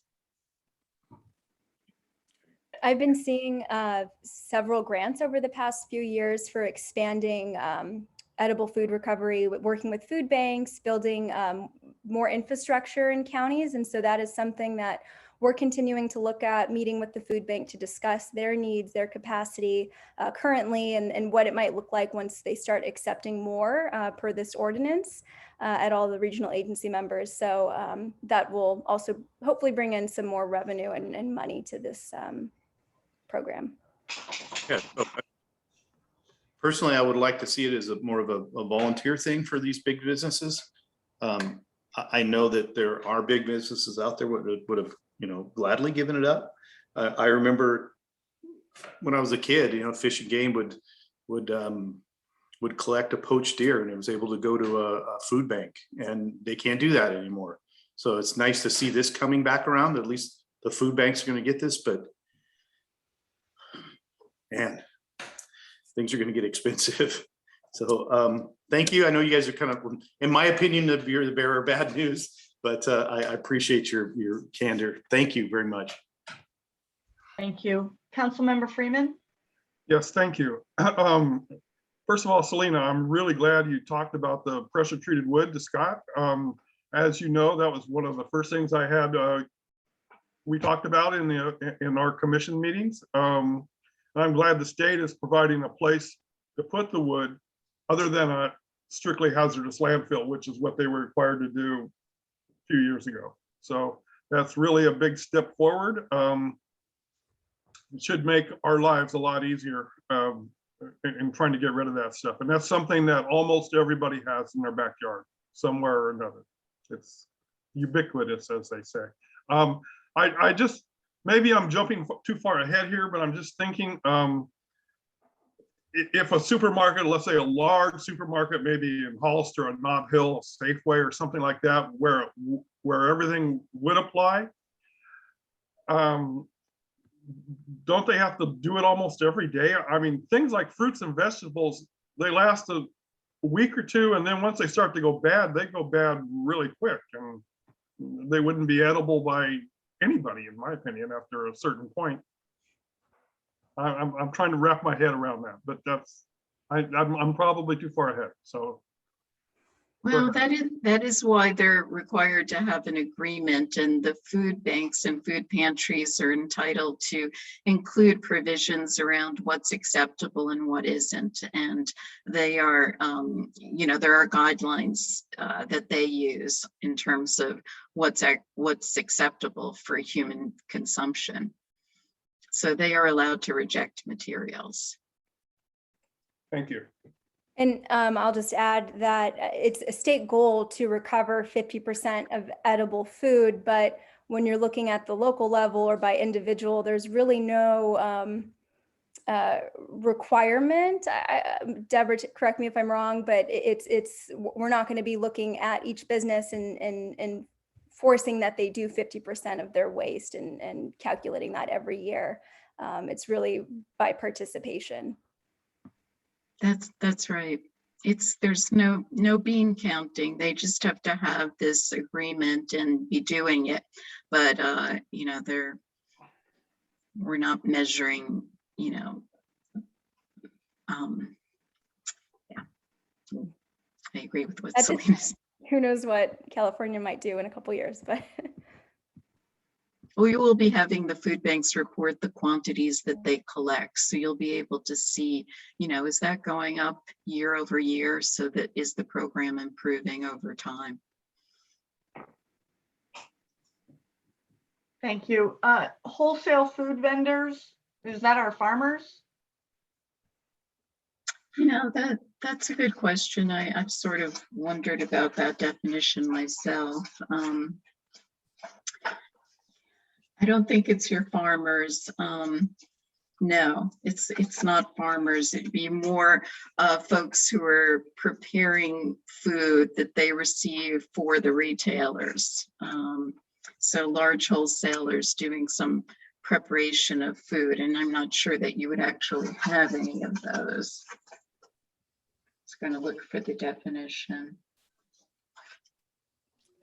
I think there was maybe one example Dawn had that might be applicable, but we'd have to learn more about the business. Right. Midnight Express, who distributes food, right? They collect it at their site on San Juan Holster Road, and then they distribute it. So if they come across food spoilage or what have you, do they have a way of getting rid of the food for edible purposes rather than just throwing it away? And then we had a written question about farmers, ag industry as food generators and their contribution to food recovery. Is Taylor Farm bagging vegetables, is that a food manufacturer? I would have to check with Cal Recycle on that specific question. I don't think that I can answer that off the top. Yeah, I know Taylor Farms is already donating to the food bank. They just don't have the written agreement. So that one would be an easy one if it is applicable. Okay. And we have less than 2 months to be in compliance with this? Not necessarily to be in compliance, but yes, to adopt the ordinance. The Cal Recycle wanted the ordinances adopted by January 1, and Selena's done a great job of moving it all forward. They've realized over time that some jurisdictions are going to need a little bit more time. So they've basically informally said that as long as a jurisdiction has it adopted by the end of March, there won't be any enforcement action. But yes, January 1, 2022 is the date for compliance with this one first piece of adopting an ordinance. But the rest of it, comes over time. But some of it, the edible food recovery program, yes, the outreach and the inspections, it's all supposed to happen this year, in 2022, rather. And that $10,000 per day starts January 2nd? It's not going to start probably until 2023. So. Okay. First reports due to Cal Recycler in April. Okay. Thank you very much. Thank you for the presentation. Mayor, can I ask one more question? I'm sorry. Absolutely, absolutely. I'm sorry, I don't know who these people are. Who is Cal Recycling? CalRecycle is the agency that used to be called the California Integrated Waste Management Board that is the state regulatory agency on solid waste and recycling issues that implements, the bottle bill and all kinds of recycling regulations. They regulate composting facilities and recycling facilities and pretty much regulate all things related to solid waste and recycling. Okay, thank you. So it's an appointed, is there anybody elected on that board? I don't know what their board composition is. Okay, thank you. I appreciate it. Sure. And one last question, $20,000 to each jurisdiction, that's regardless of size? Hollister's not going to get more because they're bigger than San Juan. San Juan and Hollister are both going to get 20. County's going to get 20. Well, 20 is the base, so there will be probably a little bit more, there'll be more distributed based on populations. So the 20,000 is the base amount that they're talking about giving each jurisdiction. But they want jurisdictions to adopt a resolution to apply for this money. So that may be the next administrative detail around this. Plus, jurisdictions can pool their money with the JPA and with the county if they so choose to, have a coordinated effort and program. So you may want to consider that as well. Thank you. Thank you for that. Any other questions from the council? No, do we have any public comment? No, Mayor, I don't see any hands raised at this point. Thank you very much. Okay. Where am I? Okay, so well, I'm asking for a motion now for the MOU. Adopt a memorandum of understanding between Integrated Waste Management Regional Agency members for the establishment of an edible food recovery program consistent with Senate Bill 1383. So moved. Do I have a second? I'll second it. Thank you very much. May I have a roll call vote, please? Yes, Councilmember Edge, Yes. Councilmember Flores, Yes. Councilmember Freeman, Yes. Councilmember Friels, No. Mayor Jordan. Yes. With all members of the council being present, the motion as stated by the maker passes 4-1-0-0 with Councilmember Friels voting against. Thank you.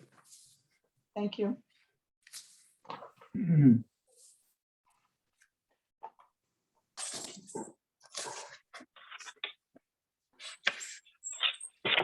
Introduce an ordinance of the City Council of the City of San Juan Bautista for an edible food recovery program in the City of San Juan Bautista.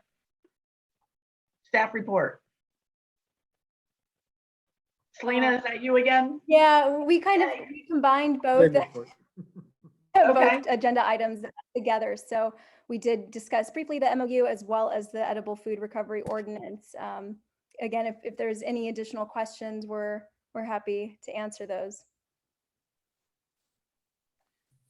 Thank you very much. Do we have any other questions, comments, or concerns on this item from the council? Councilmember Edge? I don't have any other questions. Thank you so much for your presentation. Like I said, it was a lot. And thank you. Thank you. Vice Mayor Flores? No comments. Thank you very much for your Thank you. presentation. Thank you. Councilmember Friels? No questions. Thank you for the presentation. Thank you. Councilmember Freeman? Thank you, Selena and Deborah. Great presentation. No further comments. Thank you. I'll open it up to public hearing right now. Or do we have any public comment? No, Mayor, I don't see any hands raised at this time. Thank you. Public comment closed. This is the first reading of this ordinance. We'll have to bring it back for the December meeting. December 21st.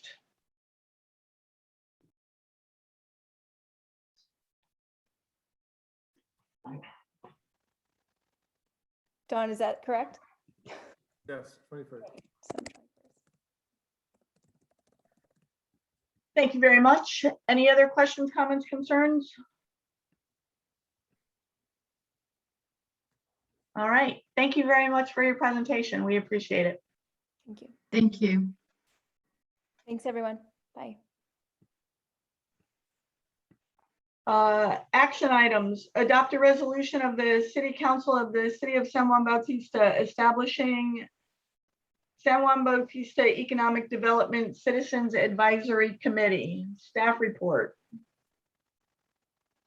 Yes, Mayor, members of the council. I'd like to just sort of briefly summarize. On October 19th, City Council directed staff to come back with a resolution establishing the committee, its organization, its purpose, its intent. This is a METI Act committee, and so we're obligated to establish standards for the operation of the committee and make those standards public in the adoption, establishment of the committee, and as a standing committee. And the purpose of the committee is to focus a sort of a broad-based, what is currently a broad-based discussion within the business community's business forum that's conducted every month. It's an informal discussion group. The purpose is to form sort of a focus group on economic development, a group that would be established by the City Council to enhance resources for local business development and support, provide a source of organized communication and follow up with staff and regional county-wide economic development interests, and provide an ongoing liaison and follow up with economic development resources to bring those resources to San Juan Bautista to benefit our business community. We have prepared a resolution. Attached to the resolution, you'll notice is as attachment 1, sets forth the membership of the committee. People that reside or operate a licensed business in San Juan Bautista would be eligible to apply. People take an interest in issues associated with economic development, business development, and resiliency, the arts, culture, recreation, and public education would all be important assets to the committee. And then, of course, if people have special knowledge or expertise related to economic development, business operation, public and private partnerships, and finance would also be great resources to be on this committee. Of course, we're looking for business, people that own and operate businesses in San Juan Bautista to participate in this. And we don't want to be exclusive. People are interested in economic development in general and the business climate here, then they would be welcome to apply and make a case for their membership. We're establishing a standard recruitment process. We have extended the application deadline until December 3rd. And hopefully members of the council can promote, advocate, and beat the bushes, so to speak, for people who really might be interested in serving on this committee. I would really like to have more than 7. If we can get more than 7, we'll come back with a modified resolution. We'll have to come back in any case with to the city council to appoint members to the committee and establish their terms. So that will be happening at your next council meeting on December 21st. So look for that as the next action for this. So we're taking baby steps, but really the first thing is to establish the structure, the purpose, and the intent of the committee, and then to fill it with members. We'd hoped to do that this evening, but we didn't get, we have, I think, 4 or 5 applications where we're really looking for more. And, you know, we're just going to, I think, keep advertising, and I know that there's interest out there from discussions that I've had with members of the business forum. So with that, we're recommending that you adopt the resolution. Thank you very much. Questions, comments, concerns from the council? Councilmember Edge. Yes, hi, Brian. I just, this sounds like a great concept and I'm all for it, but just, you did say that they don't necessarily have to be business owners?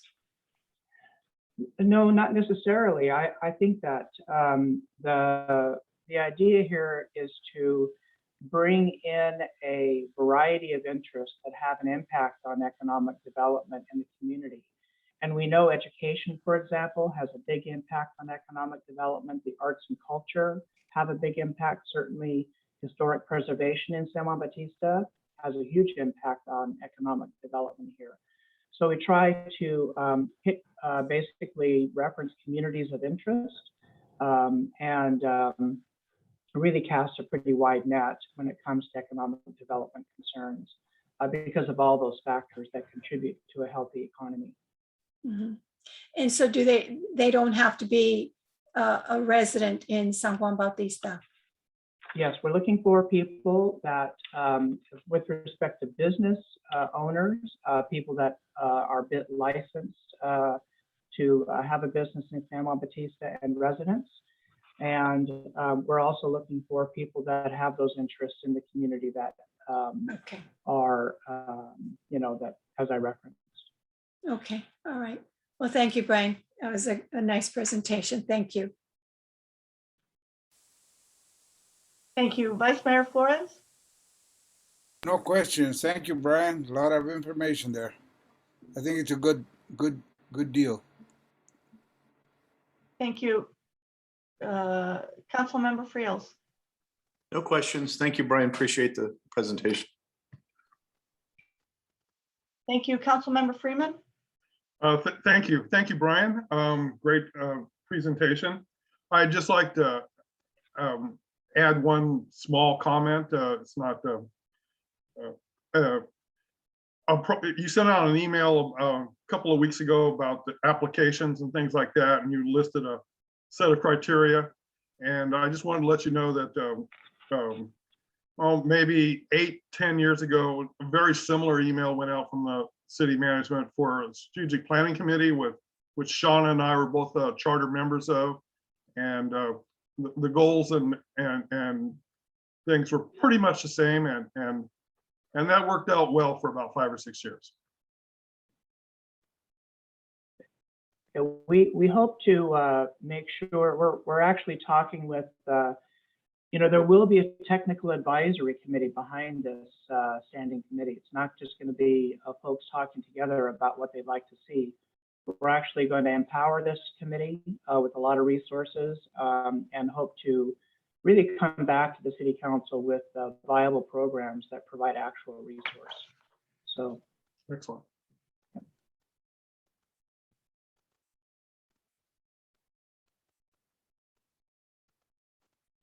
Thank you very much. Any other questions, comments, or concerns? Do we have any public comment? No, Mayor, there's no public comment.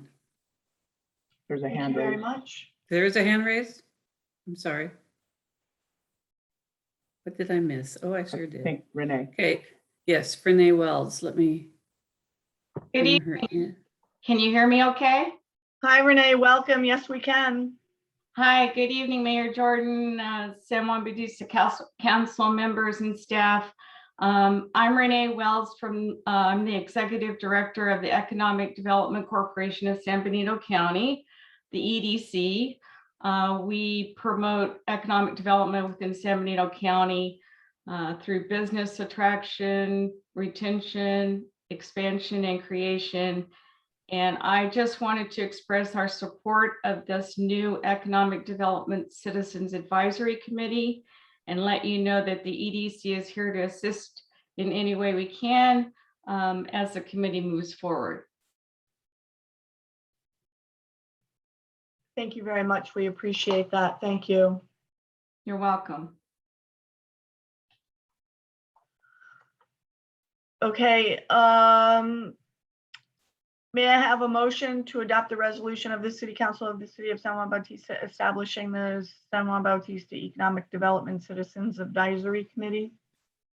I would like to make a motion that we adopt this, the formation of the Economic Development Agency. Thank you. Do I have a second? I second. Thank you. May I have a roll call, please? Yes, Councilmember Edge, Yes. Councilmember Flores, Yes. Councilmember Friels, Yes. Councilmember Freeman, Yes. Mayor Jordan. Yes. All members of the council being present, the motion as stated by the maker passes unanimously. Thank you. Thank you very much. Thank you all. Thank you, Brian, for that presentation. 6B, adopt a resolution of the City Council of the City of San Juan Bautista amending the personnel policy regarding overtime and overtime pay and educational incentives. City Manager. Thank you, Mayor, members of the City Council. After several meetings with our maintenance staff, some issues were brought to my attention, and I explored various other agencies and what they are doing in response to two issues in particular that are reflected here in the recommended policy. The City Council approved amended maintenance worker job descriptions at their last meeting. And it was my intention to remove the credentials from those job descriptions to make it easier to recruit and fill those positions. But then offer in a second resolution that's before you tonight, a premium pay for those that receive their certificates to collect wastewater or their certificates to distribute drinking water or whatever the case may be. It may be government public buyer purchasing or other such credential that's directly job related.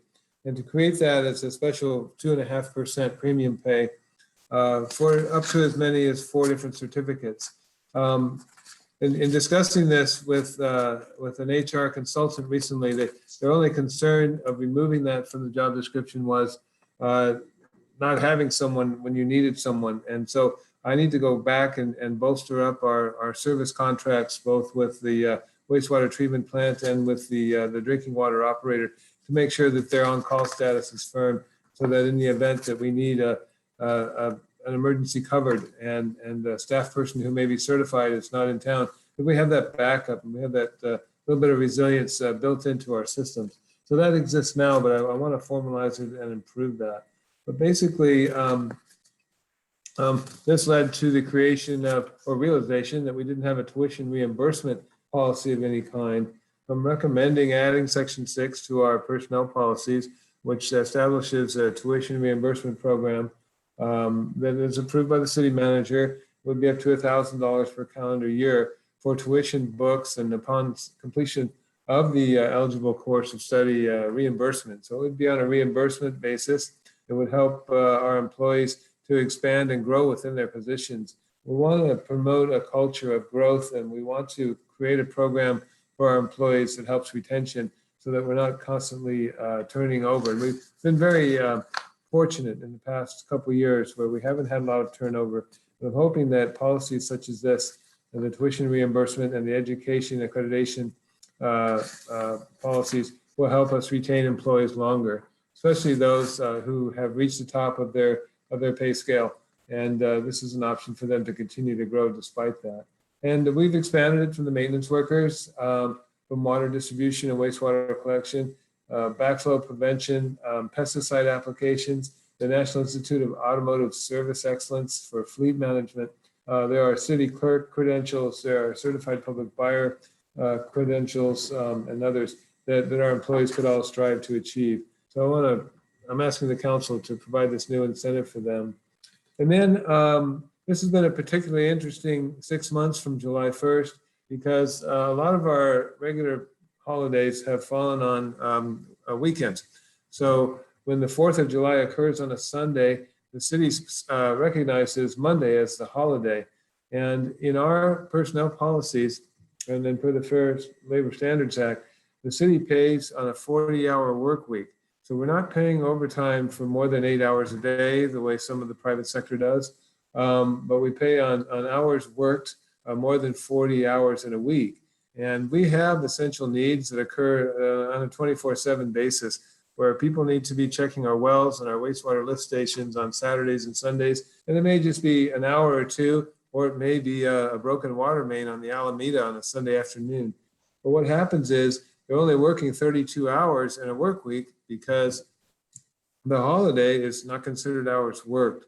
So what this is an attempt to do is, for purposes of calculating overtime, it would be that incentive to come and help us on the weekends and help us on on-call duty to unscheduled work, and on a holiday as well. But that would count towards overtime be paid at time and a half instead of straight pay. So if someone came in on a Saturday for 2 hours when Monday's a holiday, that would be only a 34-hour work week. We want to treat that as a 40-hour work week and then give them that time and a half for the 2 hours that they come in and help out. That's an incentive to make sure that we have an incentive to provide that coverage when we need it. Because when we're a utility company in particular, we need the support 24/7 a lot of times. Because this has been such an interesting issue this particular year, and will be in the next next month to come, we're going to have a number of weekdays that we're taking off due to holiday. And I'm asking the council to consider this policy, and if they approve it, to make it retroactive back to July 1st.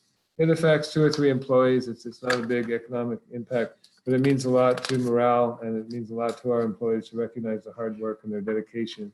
So really, the policies before you today are rewarding dedicated employees for honoring that overtime, and offering room for them to grow through a tuition reimbursement program and education accreditation premium pay as they earn it.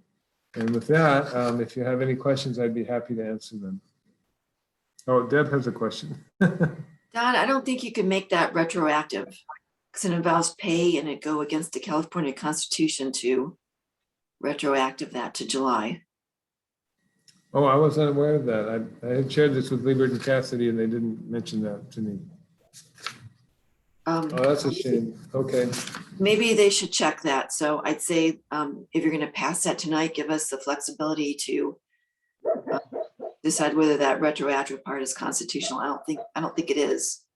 You can't give somebody salary for time they've already, extra salary for time they've already worked.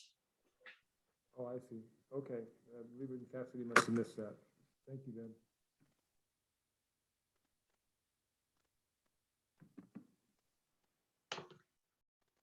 Okay. Thank you for that. Sorry, Don, we can't hear you. That's all I've got, Mayor. Thank you. Thank you. Questions, comments, concerns from the council? Councilmember Edge. I don't have any concerns. I completely agree with you, Don. And it is good for morale. And I know exactly what you're talking about because I had to put up with working holidays and then having to take a day off on the regular work week. So I know exactly what you're talking about. So thank you very much. Thank you. Vice Mayor Flores? I think it's a really good move on our part, especially for our employees, which, we need to keep them. They do all the work in town and they do a good job. And thank you, Don, for thinking of them. Thank you. Councilmember Friels? Yeah, I agree with this. Incentives create retention. So And you know, if a person worked Monday through Friday and made 40 hours and then had to come in on a Sunday, in my opinion, that's still part of the same 7-day block. So, you know, they should get overtime. I didn't even know this was happening. If I knew this was prior to this was happening, I'd have squawked about it a long time ago. So good. Thank you, Don, for bringing this up. Thank you. Councilmember Freeman? Just following up what Scott said, I think it's and everybody else, it's a good idea, and it's probably way past time for us to do this, and we just need to get on with it and do it. Thank you. Thank you very much. I just had one question. Don, you spoke about beefing up our contracts with our wastewater and our water contracts to ensure coverage. So we're not necessarily asking for our employees to be certified. How does that affect regionalization for water and wastewater with our outside contracts? Well, I can give you an example. We have a maintenance worker who is certified for the drinking water and is certified then to operate the wells. And we've had times when both the supervisor who's certified and the employee maintenance worker were certified were not on duty during the weekend, and we've been able to reach out to the contractor, All Clear Water, and they would step up and cover for us during a weekend like that. So that's what I was referring to, formalizing that in the contract, so that it's formal rather than a phone call or informal. In terms of regionalization, we're going to, when we accept, on the day that we accept water from the West Hills treatment plant, we will be still blending that water with our wells. So we'll still be operating our wells. So it'll still be critical that we have the ability to cover our drinking water system 24/7. On the other hand, on the wastewater treatment plant, it's important that we continue to pump water 24/7. So we may not be treating it, but we still have a 24/7 pumping operation that needs to occur. So the need is there, but you're right, it's not quite as big of a need as it is under our current situation where we're self-reliant. Thank you. Councilmember Edge. Now you raised a question with me. So are we looking at giving our maintenance men, say for instance, I've seen them out on a weekend digging and cleaning up, and are we looking at giving them a 2.5% increase in pay and paying them overtime? Are we looking at giving the contractor a raise? No, we're not looking at giving the contractor a raise. In a 40-hour work week, if those hours were overtime, they would get time and a half. On a different matter, the premium pay is if they reach a credential, they get a certificate to be a water distributor or collector, wastewater collections. That's different. The time and a half is the overtime calculation that would help them on a weekend when there's a holiday. And the other is a premium pay for having achieved the credential that's job related like that, helps them in their job. But they who? Our maintenance? Public Works. Yes, this is Public personnel Works. policies we're talking about. Okay, all right, okay, thank you. Thank you. Do we have any public comment?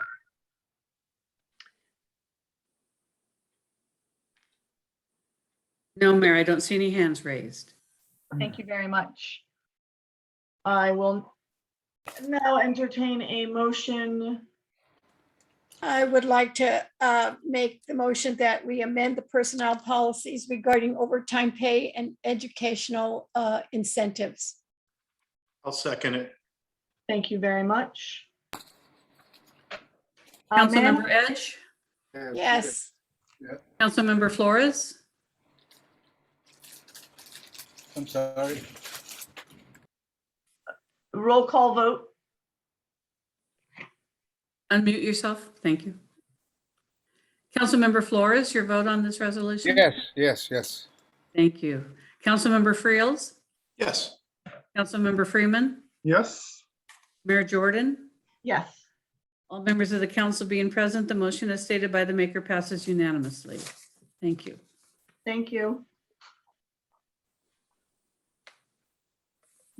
6C, award a contract for the Franklin Circle Park project to Joe's Landscaping and Concrete in the amount not to exceed, I just hit the wrong button.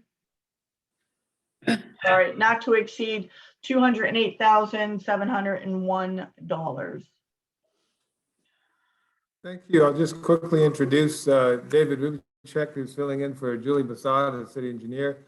David's our acting city engineer, was former public works director in Hollister, and he's overseeing both of these park projects and then the project on Rancho Vista, the next 3 reports. So David, go ahead. Thank you for being here tonight. You're welcome, and thank you for having me, and good evening. This item is for awarding a contract to Joe's Landscape and Concrete. They're out of Newman. They are the responsible low bidder for the Franklin Circle Park project. And to give you a little background, the park is about a 3,400 square foot facility. It's a raised median area at Franklin Street and Franklin Circle. The design of this park will include a bocce ball court, a hopscotch court, barbecue grills, tables, seating areas, planting areas, and trees. The park will be fully ADA accessible. The park will take about 7, and it's in the contract, will take 75 calendar days from after the notice to proceed has been issued. And that equates to about 3.5 months of work, with the anticipated completion of the project in mid-April. Of course, that all depends on the weather and the contractor's ability to get in there and do the work. The bidding process was pretty extensive. There's a lot of notice to bidders were sent out. They were sent to a lot of plan rooms, and we actually received 8 bids for the project, which is a pretty good response for this type of work. The 8 bids were open on October 13th, and with the lowest responsive bidder being Joe's Landscape. It's staff's recommendation that the bids be accept the bids received, and including bid alternate number 1. Bid alternate number 1 was providing raised planting area for in the 2 planting areas in that park area. It was an additional $1,000 for that area, and so it's very well worth having that done. We're recommending that the construction budget be $208,701, which includes a construction contingency of $19,000. The schedule is, again, awarding the construction contract tonight, with construction beginning in December. The construction would be complete in April of 2022. So with that, would welcome any questions. Thank you very much for that presentation. Questions, comments, concerns from the council. Councilmember Edge. So David, thank you for the presentation. I'm curious, is this 208,701? Or is it, there was another figure. Where in the heck is it? Okay, I don't know why I was thinking it was more, but anyway, so this is for Franklin Circle Park only. Yes, that's correct. And do we have a grant? Have we applied for a grant for that? Yes, and some of that, some of the funding will be from the per capita grant prize. I believe Don is Proposition 68. Proposition 68, that it's shown in the resolution, $100,000 of this project is paid for by Prop 68 state grant. The application's already been submitted, and we expect to execute an agreement with the State Parks Department in the next few weeks. So it's That's a correct. 100,000? Grant money, and it's right there in the resolution. It shows 30,000 coming from our public facility impact fee from developer fees. And the second source is our park and lieu fees. And then the third source is park development fees. So it's a combination of all four of those for a total of 208,701. And we're fortunate we don't have to use the general fund to build this park. Okay, all right. All right, well, thank you for the presentation, David, and thank you, Don, for the Thank you, Don. Sure. the help. David. Thank you. Thank you. Vice Mayor Flores? No comments. Thank you for your presentation, David. You're welcome. Thank you very much. Councilmember Friels? Just a comment. First, thank you, David, for the presentation, and I'm excited to see this, finally get finished. This is going to be nice. Thank you. Thank you very much. Councilmember Friels? Oh, there you are. I'm sorry, Councilmember Freeman. I lost you for a second. That's okay. Thank you, David. It's another nice little thing we're going to have done for the community, and I'm proud of it. Thank you. You're welcome. Thank you very much. Looking forward to seeing this finalized. It's going to be a great little park. Thank you. Do we have public comment? No, Mayor, I'm looking and I don't see any hands raised on this item. Thank you very much. A motion? I'd like to make a motion to award a contract for the Franklin Circle Park project to Joe's Landscaping and Concrete in amount not to exceed $208,701. Thank you very much. Do I have a second? I'll second it. Thank you, John. Roll call vote, please. Yes, Councilmember Edge, Yes. Councilmember Flores, Yes. Councilmember Friels, Yes. Councilmember Freeman, Yes. Mayor Jordan. Yes. All members of the council being present, the motion as stated by the maker passes unanimously. Thank you. Thank you very much.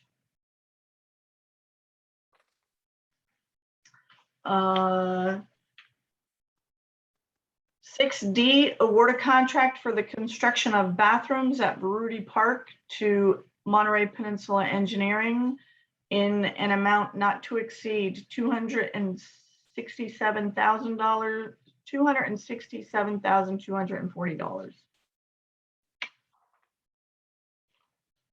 And thank you.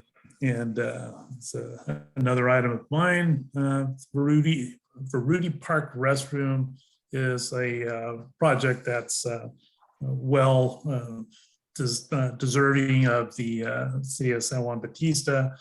This project will install a prefabricated restroom building at about the location of and replacing the existing portable restroom that is out there. It will include the building and the services needed to support the building.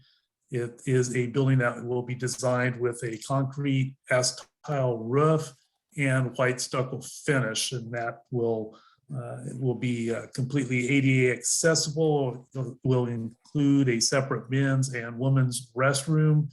with a mechanical room in between them for easy servicing of the structure.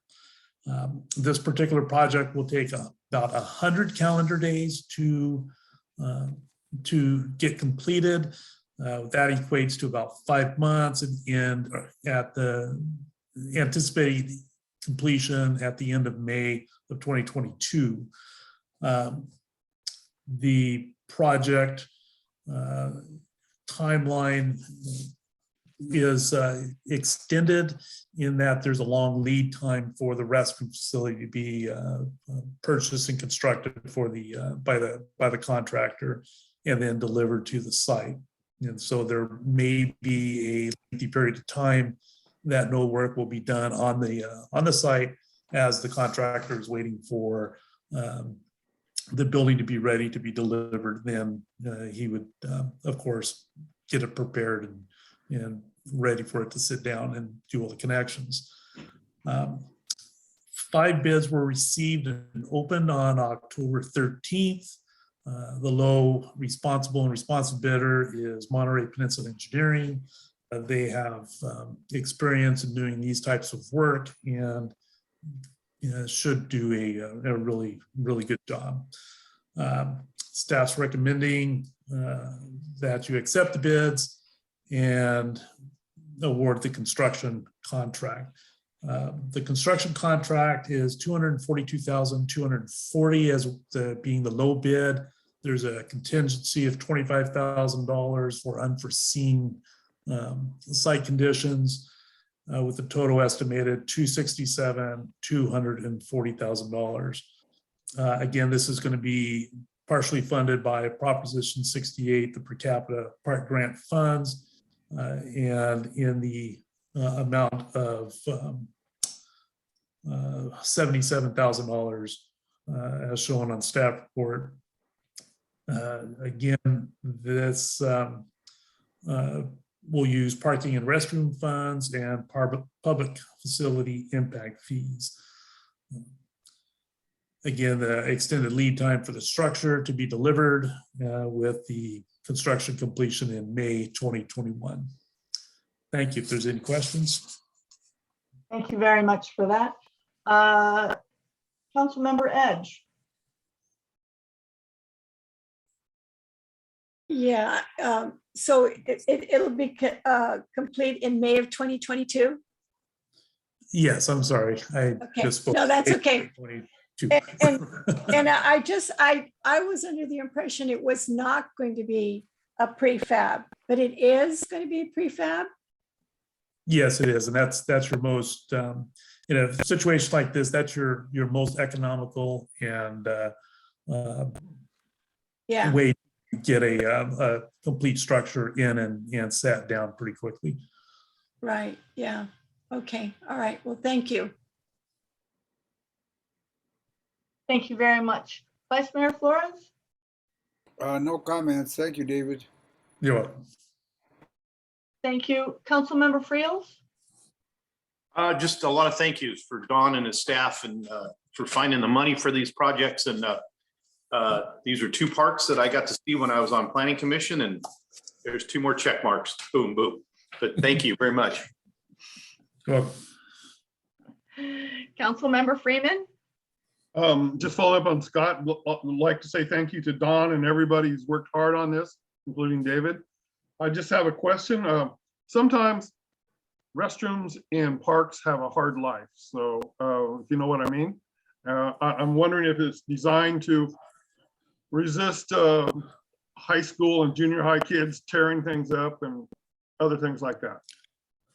And that's one of the beauties of having these type of prefabricated structures, is that they are designed for abuse and public situations like this.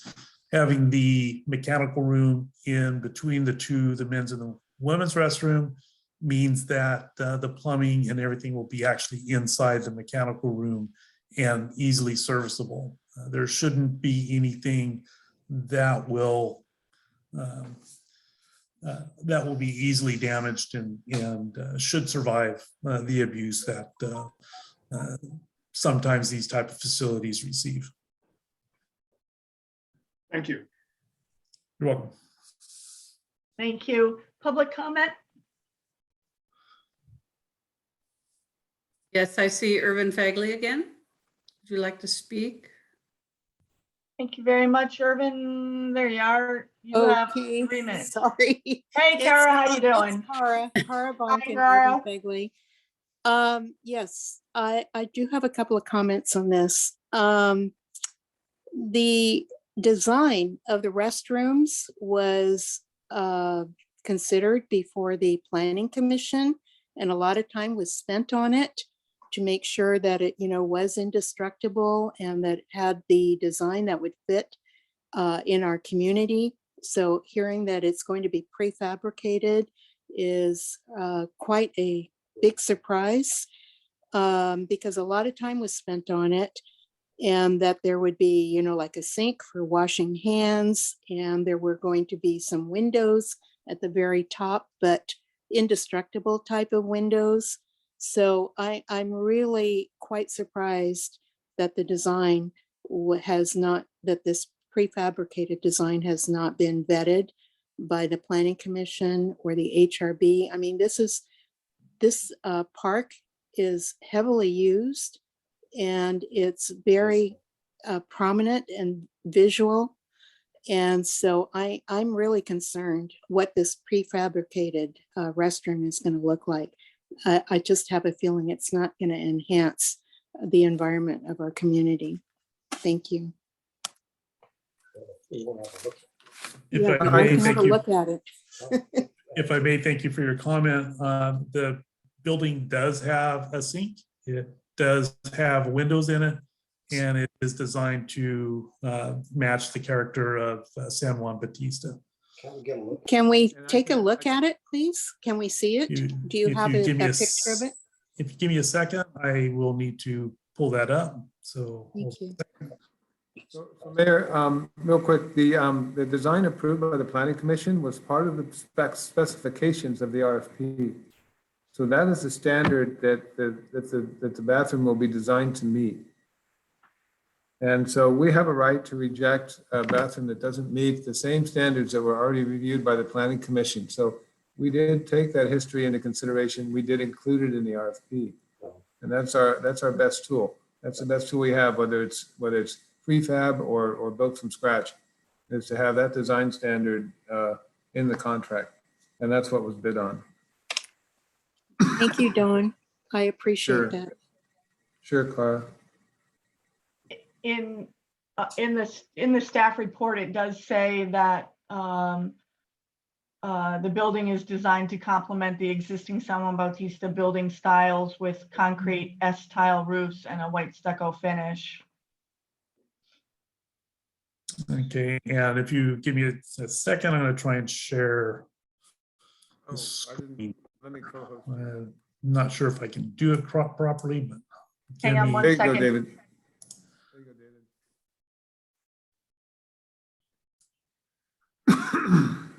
Pardon me.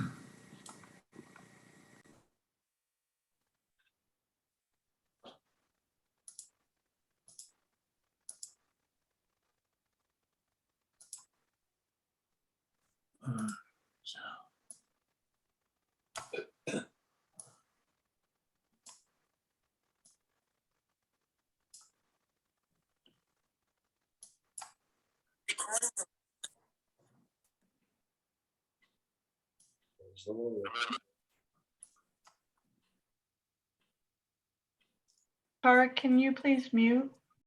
Okay. Thanks.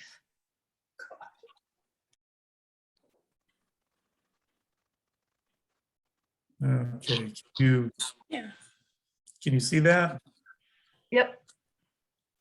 Okay, so that gives the full 4 elevations of the building plus the floor plan. That is the design approved by the Planning Commission, the same exact design. It's not a very complicated structure, actually. Do we have an artist renditioning of it? No, we don't. Okay. Thank you. Thank you for your question, Cara. Do we have any other public comment? No, there are no other hands raised. Thank you very much. May I have a motion?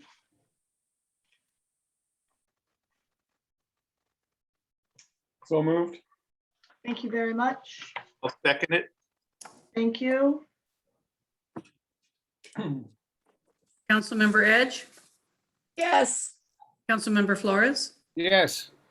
Councilmember Friels, Yes. Councilmember Freeman, Yes. Mayor Jordan. Yes. All members of the council being present, the motion as stated by the maker passes unanimously. Thank you.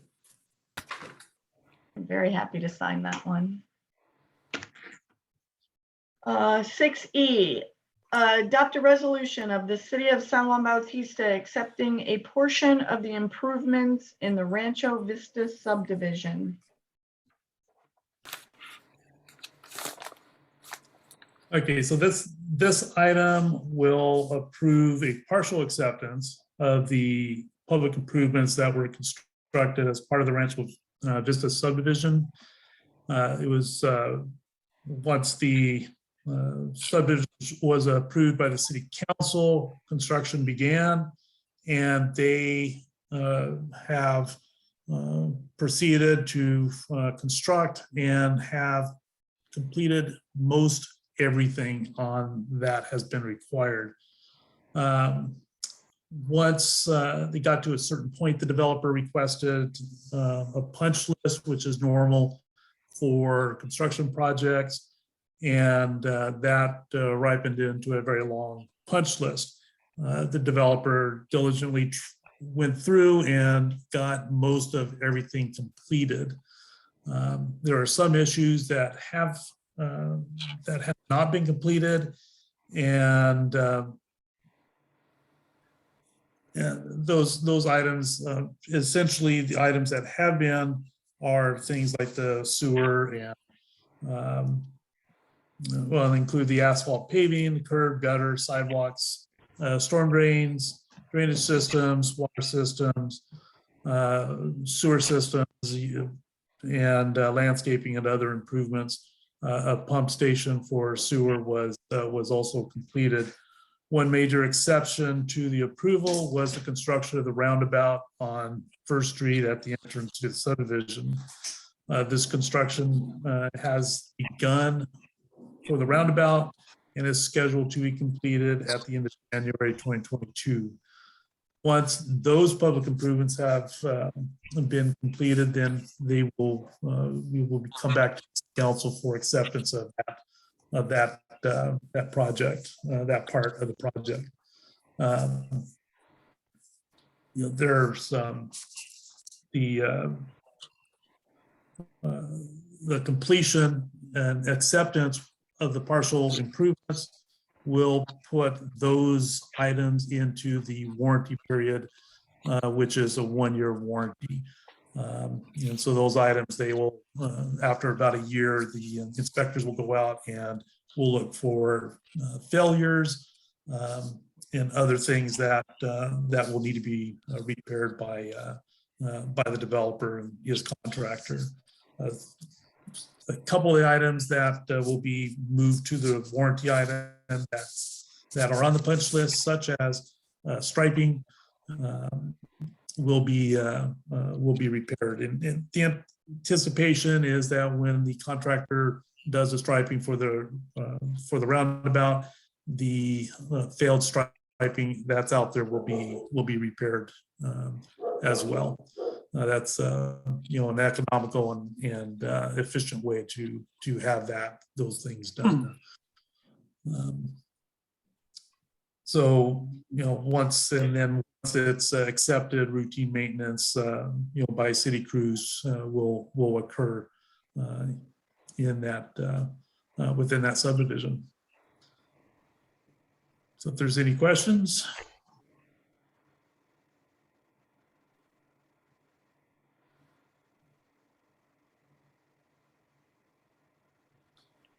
You're muted. Thank you very much, David. Questions, comments, concerns, Councilmember Edge? No, I don't have any questions. Just thank you, David. Thank you for your presentation. You're welcome. Thank you. Vice Mayor Flores? No comments. Thank you, David. Thank you. Councilmember Friels? I just have a couple questions. I'm not quite sure of the definition of public improvements. Does that mean the city's gonna pony up and pay for some of this stuff that needs to be fixed? No, the public improvements are those improvements that that have been completed will become public ownership. The developer is still on the hook to repair and complete any of the improvements that haven't been completed.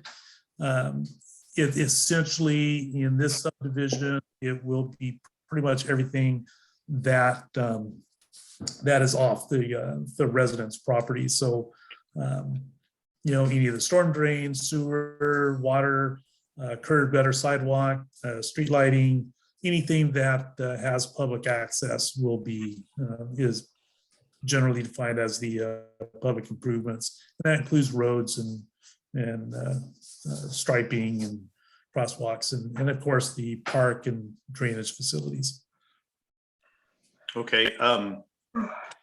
During that last storm we had,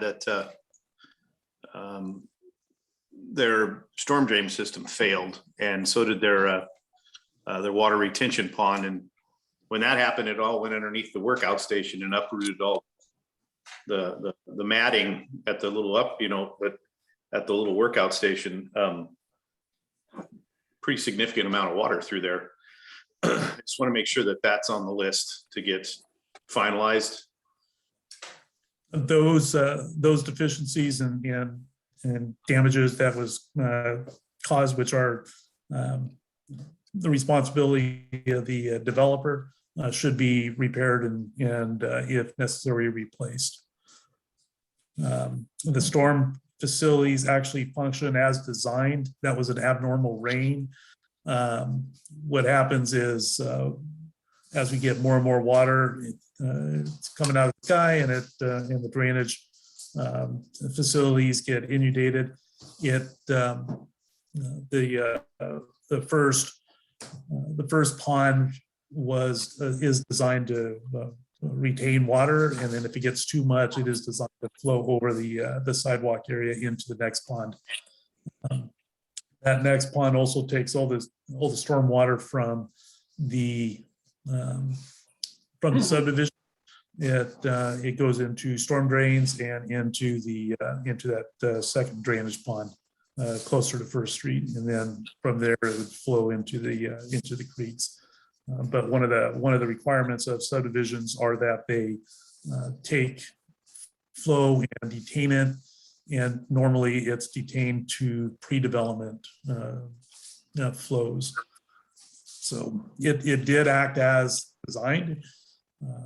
That was a pretty significant rainfall that we had. The water it's designed water to run over the sidewalk.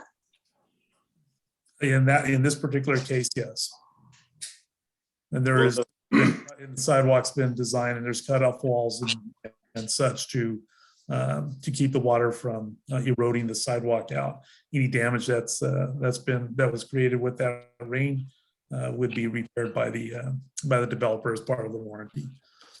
The grand majority of that water came from the creek between the Copperleaf subdivision and Rancho Vista, mainly because the little overpass was clogged. It was full of debris, so it went over the top of that and then into the workout structure. But I'm concerned about. I mean, it was swift water. Seems to me that's an awful big design flaw to allow your water to flow over top of a sidewalk.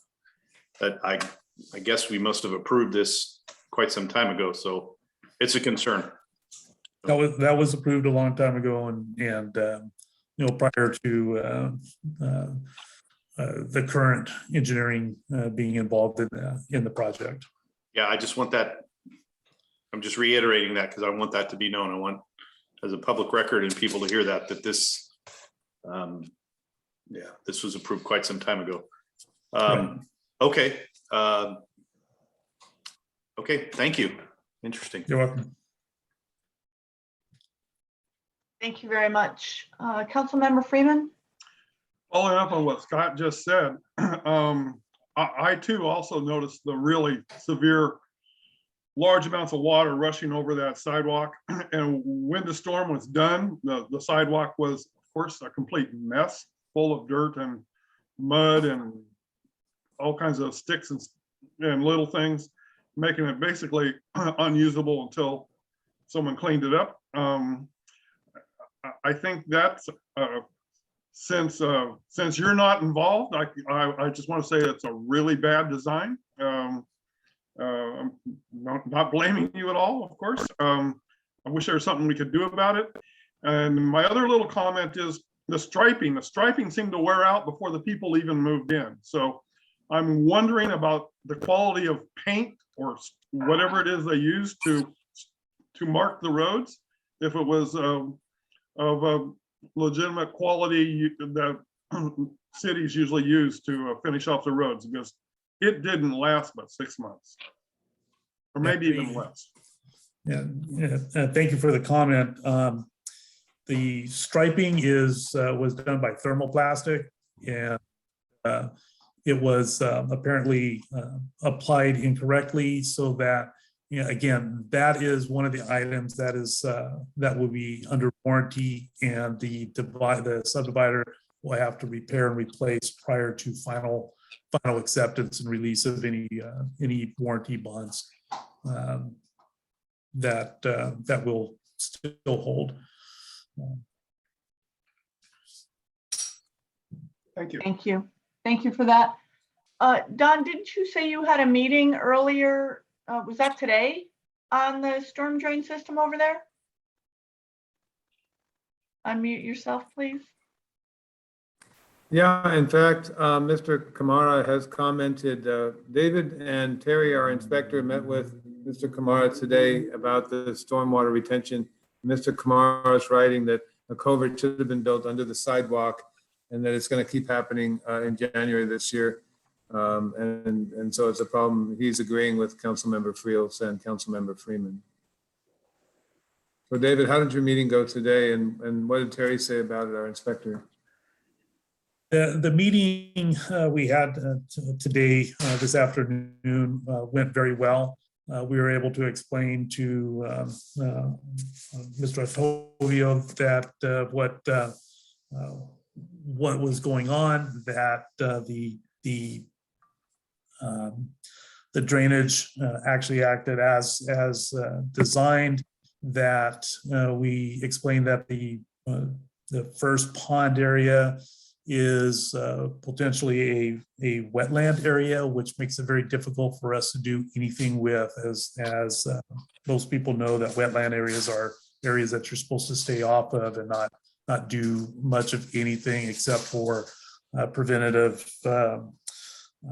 maintenance, elimination of fire hazards, and elimination of issues that may cause a potential a threat to safety, health and safety issues. So actually going in there and doing anything would be a difficult thing to do without all the appropriate permits.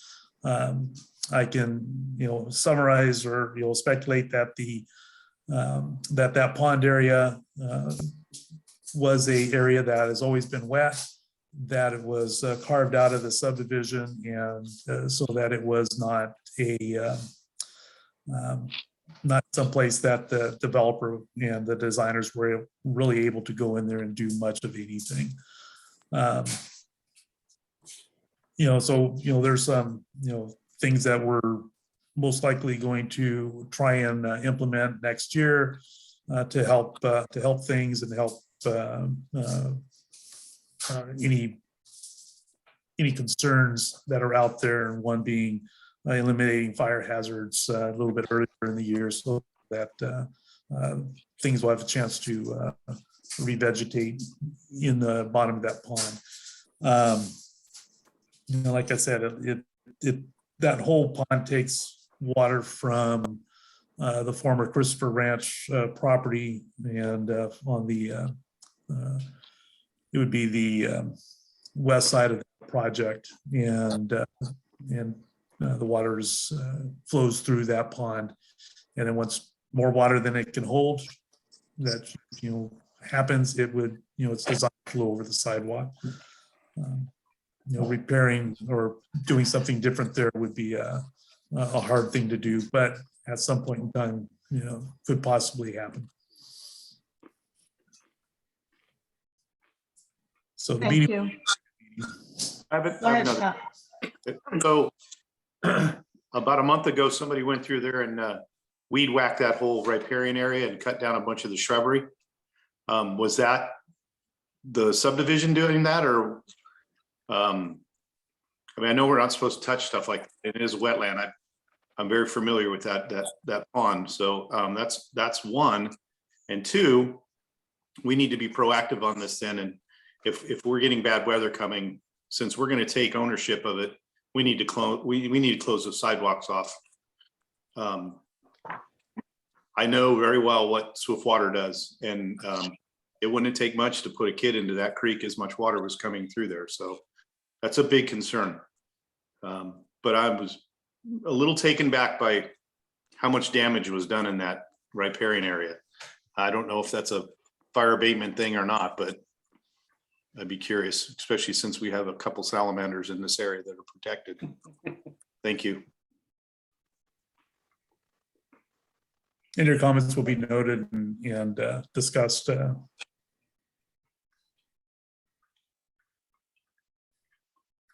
Thank you. Okay, can I have a motion? I'm sorry, do we have public comment? I don't see any other hands raised. Thank you very much. May I have a motion, please? Madam Mayor, there was one more comment I'll just add from the questions, that there was a problem with the asphalt and that it was cracking, and that we need to have our Inspector Terry consider the cracking, especially along Trailside Drive there. So I just wanted to add that comment from the Q&A. Thank you. Thank you.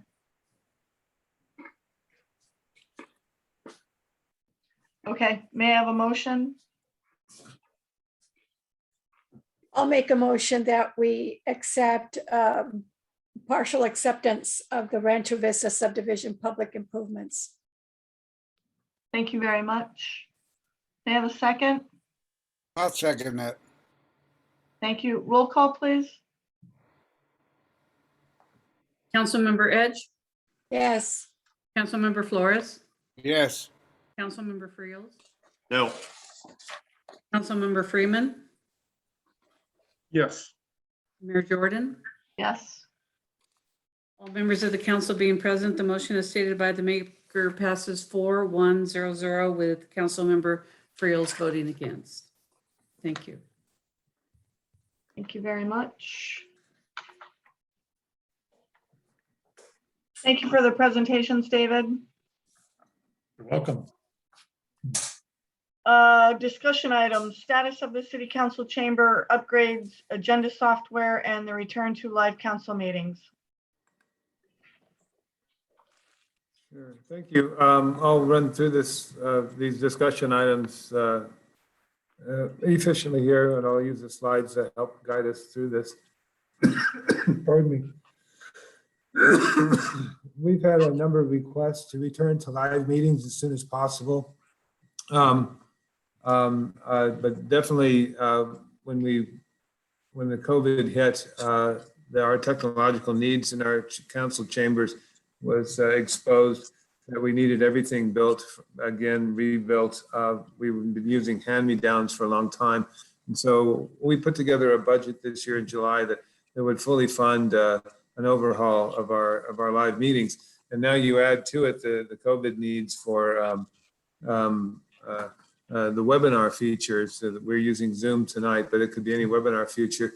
And also an agenda software. We're one of the few cities in the state that's not utilizing an agenda software to supplement and help guide our our live meetings, but also to help organize our agenda preparation and to correctly file and categorize items that are approved by the council. So we're fortunate that our city clerk, Shauna Friels, did an analysis of agenda software for us based on her practical experience as a city clerk of Gilroy and in working in several large and small software companies. So we interviewed 3 of the 7 that she recommended, and we're recommending in this report a simple license agreement so we can get the agenda software started and put in use. The company's name is Agenda Quick, and it's about a $4,200 license agreement that I have the authority to sign. So that first piece is done. And then we are lacking an IT person for our city. So we were fortunate to have EJ Sabathia prepare a set of specifications for a new sound system, new cameras, and whole new system for videoing our meetings.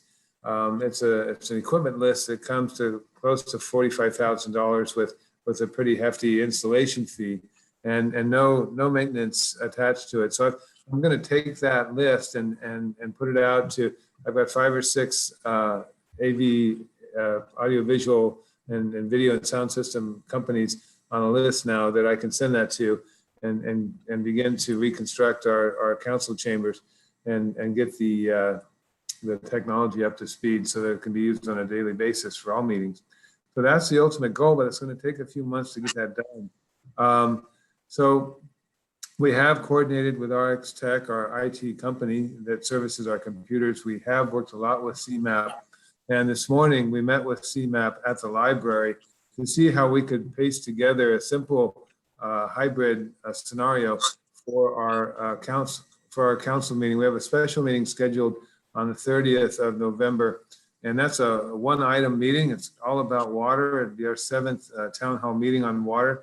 And Paul De Silva, who is the IT person for Hollister, manages all the Zoom that occurs during the Hollister City Council meetings. There's so much going on with Zoom managing behind the scenes that the city clerk is unable to do both.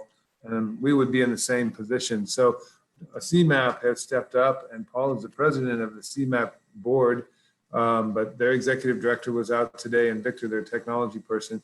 And we worked with Rochelle in the library to see how we could fit 30 people in a meeting with the city council there, and with special speakers and special microphones set up so you wouldn't have feedback, and just a simple, inexpensive solution to get us through. And if this is November 30th special meeting at the library successful, then we can go ahead and start planning those moving forward. And we'll look forward to the council's feedback as we experiment and try and use just a small Band-Aid to get us through until we get the full-blown remake here at the city council chambers.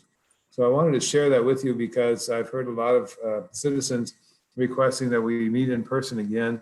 And I wanted to bring that back as soon as I could, but I was stumbling over the size and magnitude and technological wisdom that's required to upgrade our council chamber upgrades. Every city is going through this. When I meet with the 18 cities this Friday, we'll be talking about the same thing. Nightmares of trying to coordinate Zoom and the technology involved, but also plenty of success stories. I'll tell you that Watsonville spent $1 million upgrading their chamber just to accommodate their old equipment and to bring Zoom into their council chambers. So we're not alone in this effort. And what is $1 million to Watsonville is a $50,000 upgrade for us, but it's in the budget. It's again with the developer facility fees. And we can also use the American Rescue Plan money that we talked about a while back. That money is also eligible to help pay for these upgrades because integrating the Zoom is part of the COVID accommodations that we agreed to make. So I just wanted to share a brief update on the chamber upgrades and see if the council has any questions or any input in that regard. Thank you. Any questions, comments, or concerns from the council? Councilmember Edge? Oh, I don't have any questions. I just want to thank Dawn for doing all the legwork on trying to do this. And, you know, I've always said that I'm tired of the city using bobby pins and bubble gum to put the city together. And this is one of them. So thank you, Dawn, for doing that. And I'm looking forward to having us all get together and have in one room. The one concern I have is that I've had a couple of friends who have told me that they have gotten COVID. And it's because they've kind of put their guard down and they've been in a group environment where there are people that have, gotten relaxed and not putting their masks on. And so I do think that we still need to be very careful when we start meeting in one room. Thank you, Dawn. Thank you. Vice Mayor Flores?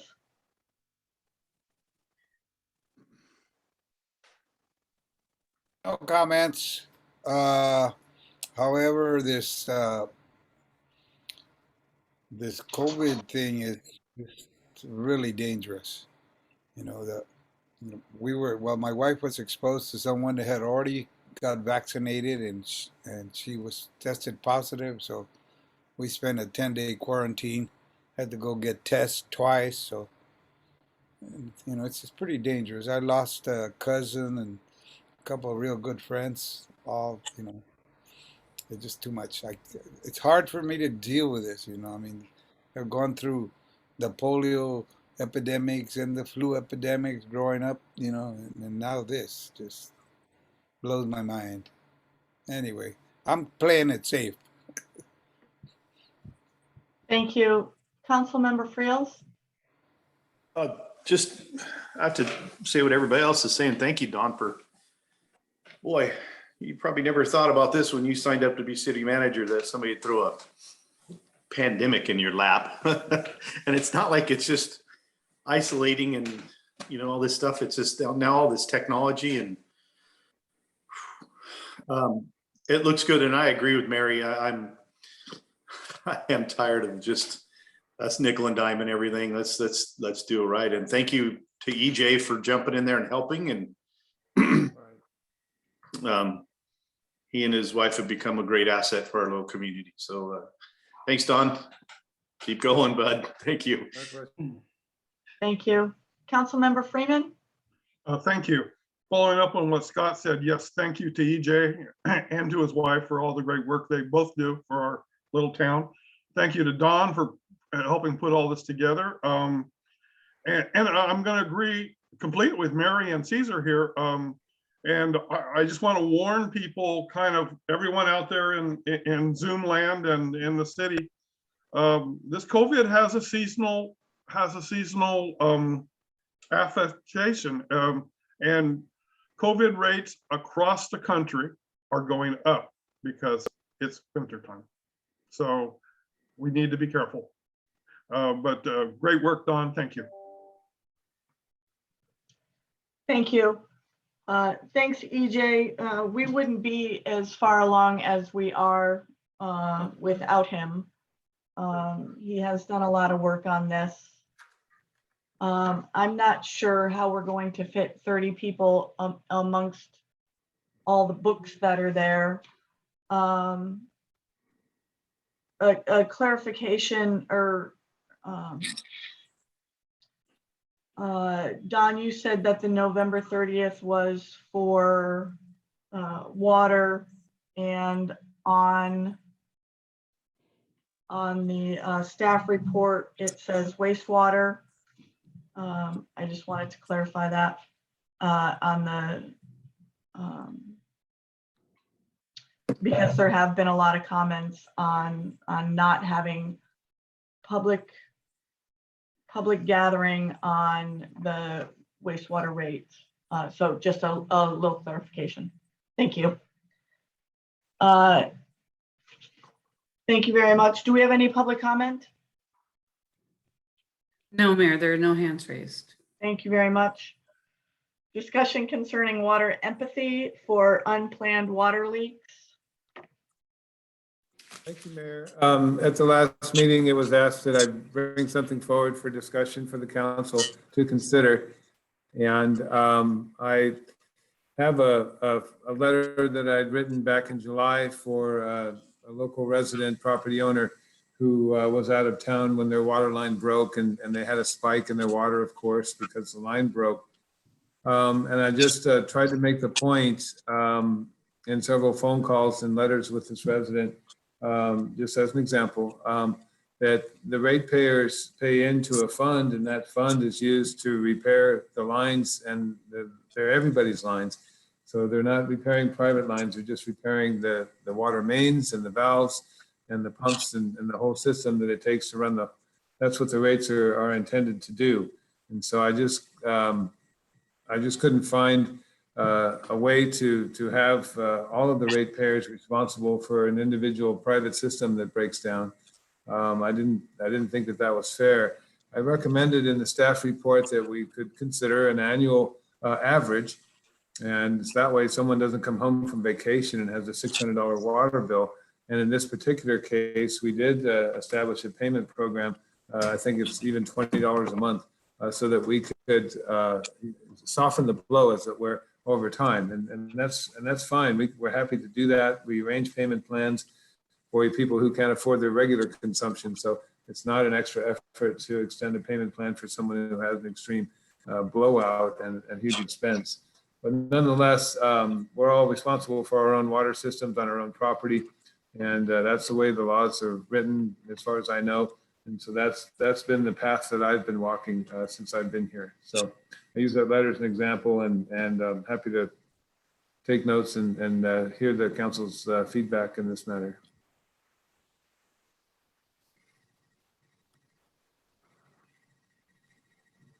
Thank you very much, Councilmember Edge. Yeah, I agree. That's very nice. And I mean, I've been there, and I know, about water leaks and having to pay for a leak. Actually, we've had to pay for leaks twice, but I think that's a great idea, Don, and thank you. Vice Mayor Flores?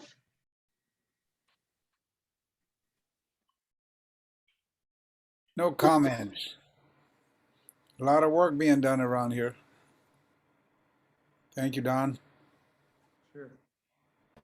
Thank you. Councilmember Friels? I like the idea of being able to set up some type of payment plan for somebody. Like Don was saying, if they went away for a weekend, they would came back. Also, on our end, I'd like to see us do a little research too. I mean, for example, up here in First Street, we've had a broken, over by the community center, we've got pipes broke a couple times. And that happens, you get water hammers, and especially after they're repaired and if they're turned on too fast. So with all the old pipes, especially the old towns or the old houses up on First Street, I mean, we could possibly have caused that problem. So I appreciate, Don, I appreciate you reaching out to this person, and it looks like you did do that due diligence, and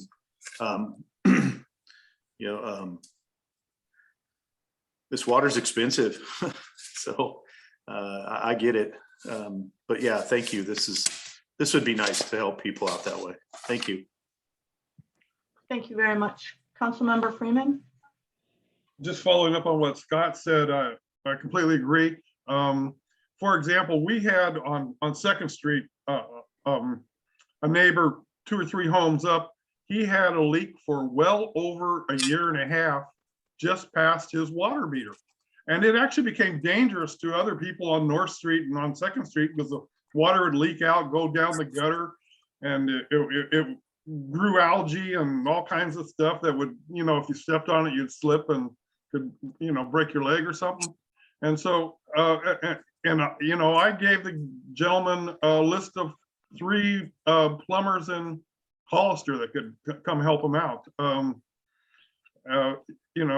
finally, I guess he got it fixed. But it's the residents' responsibility, and I appreciate Don doing all he can to help them out and help them over a rough spot financially. I think that's the correct thing to do. Thank you very much. Yeah, this was something that I asked to be put on after the fact. I came back from not being here and came home to a leak that could have been from an hour to 3 days or 4 days. And fortunately, there was an awesome resident who saw the lake in my side yard and reported it to Public Works, and they actually turned my water off, which was totally awesome. It did not go for 3 days. I was very happy to see that. Working in the private sector for a privately owned water utility, the largest in the United States, they would look back at the average of a month's bill over, if it happened in January, they would look back at several Januaries and see what the average bill was and put it back to that average month. I thought that the city could go in that direction, a one-time forgiveness, if it was an actual reported, repaired, and documented leak. We do have a water and sewer fund. I don't know if it could come out of that or not. The payment plan is an excellent idea.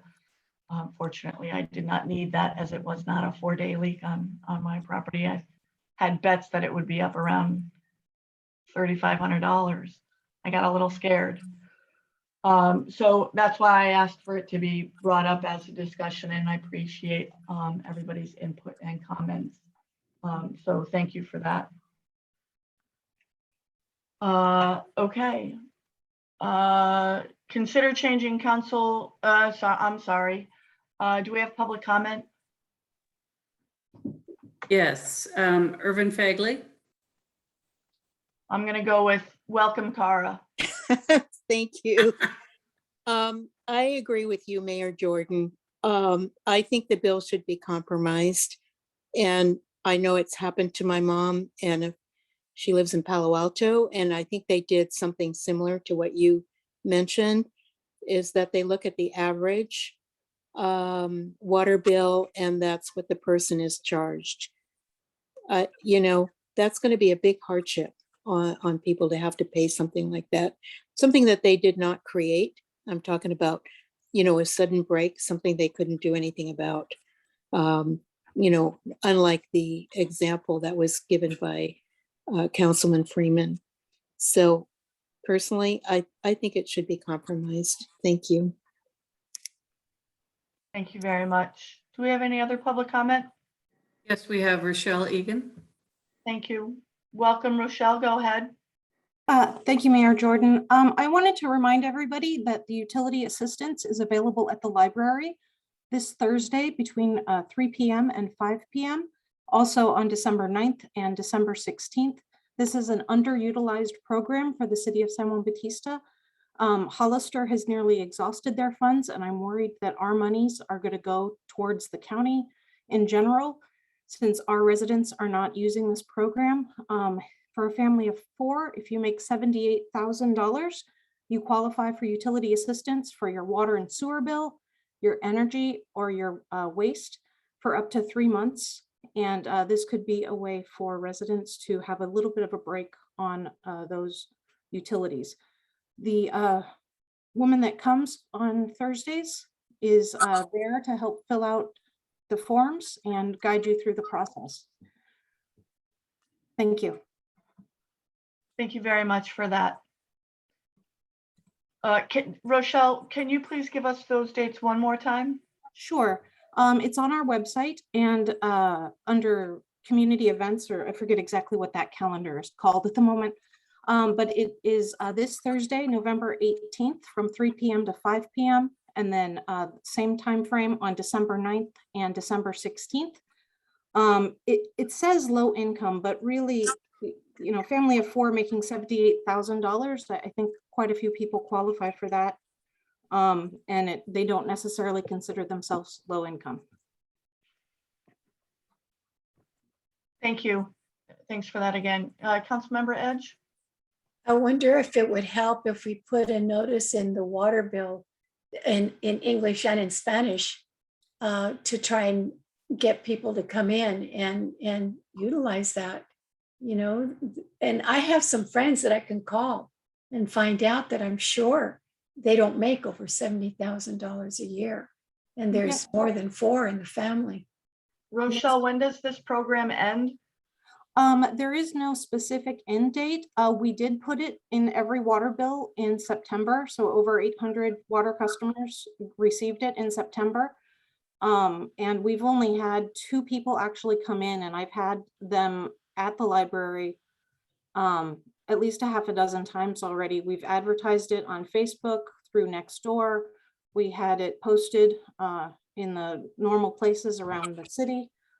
So we have been trying to get the word out in every way that we can. And they've only had a handful of people from San Juan Bautista actually apply for it. Wow. I'll make some calls. Thank you.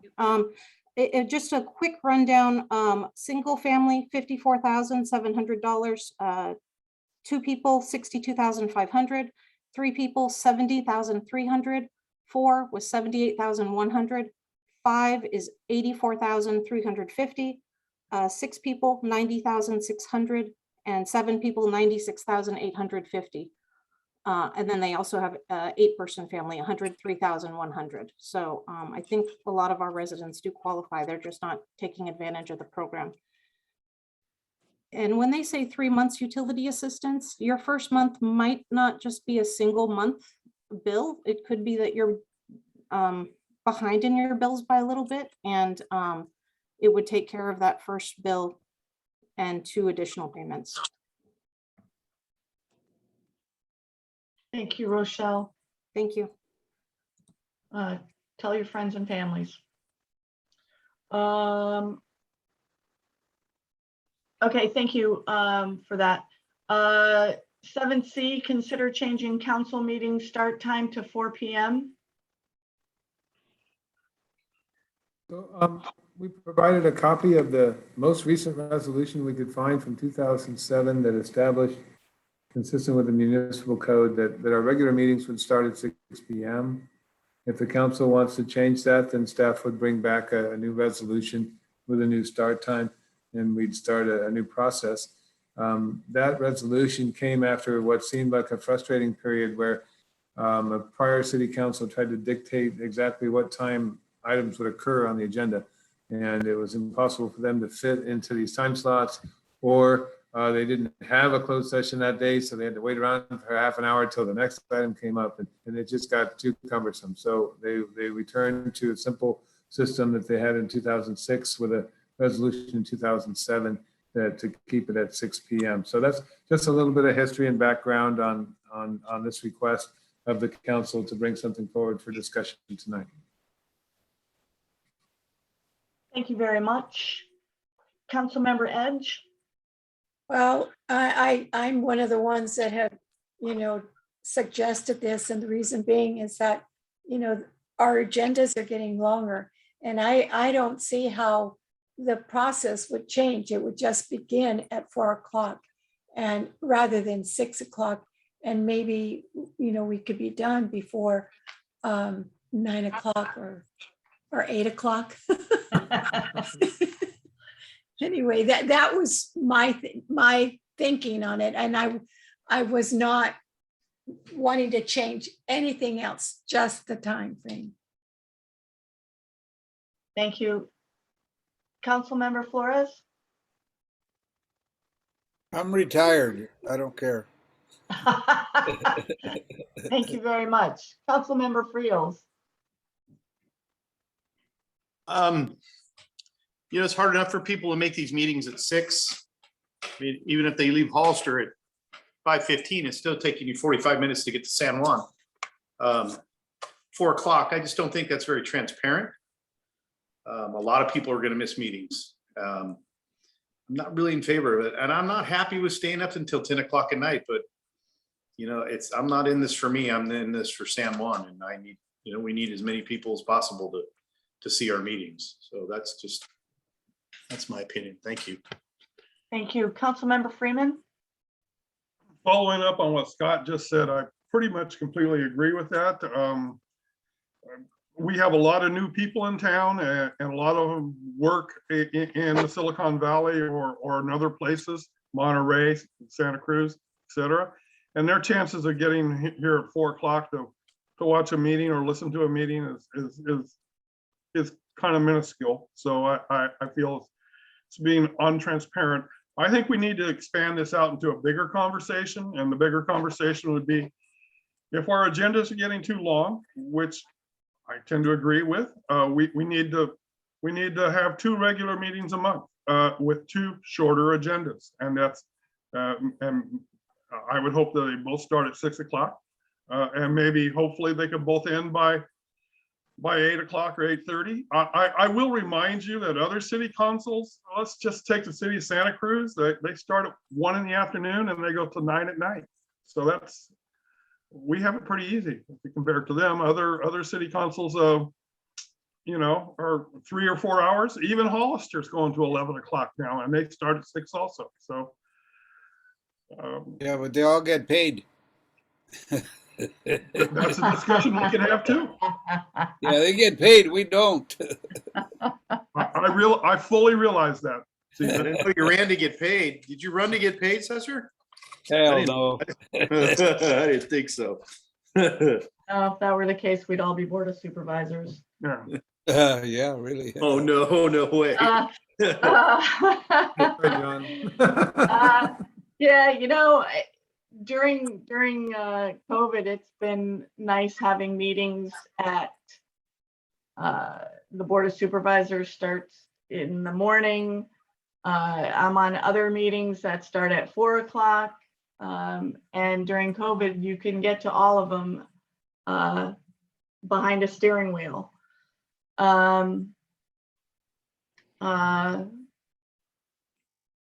For me personally, getting to a meeting not during COVID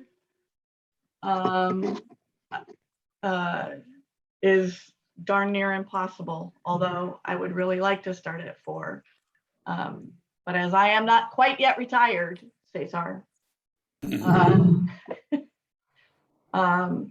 for me to get to a meeting wouldn't be impossible. And as far as transparency goes, anybody can make anything that they want to make, regardless of the time. If you want to attend a meeting at 4 o'clock, you could make that time to do it. So I don't care when we start. If you have a job, you're not making a meeting. I mean, if you're working till 5, yeah, you can't make a meeting. I mean, that's like encouraging people to pick up their phone and Zoom while they're working hours. That's I mean, I can't agree with that one. It just doesn't seem, I don't know. Seems too early. That's all. It's during dinner time too. And I'm also retired, so hey, I'm sucking it up. And even during COVID, we were starting at 6 o'clock and having weekly meetings and going until 9 or 10. So the amount of meetings we have during any given month doesn't preclude getting out earlier. Public comment, Cara?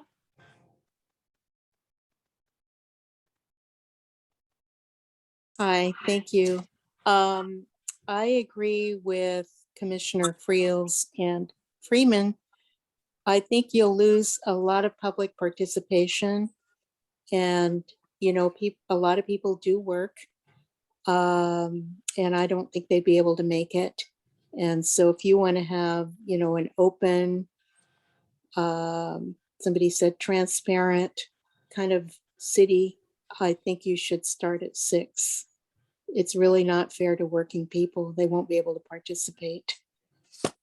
I did like the idea of perhaps you meeting more than once a month. And I know you've had a lot of special meetings, but if you could schedule it 2 times a month, maybe you can keep your agendas shorter. I know other cities meet more frequently. I used to be on a planning commission in another city, and we met every other week with full agendas. So, you know, it seems like San Juan Bautista's agendas are getting pretty full because there's a lot going on. Anyway, I really don't think you should change it from 6 o'clock.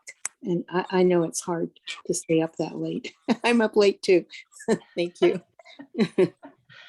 And we really do appreciate everybody hanging with us on these meetings. And again, in my opinion, having 1, 2, 3, or 4, or even 5 meetings a month doesn't preclude getting us out any sooner. And we saw that on numerous occasions last year.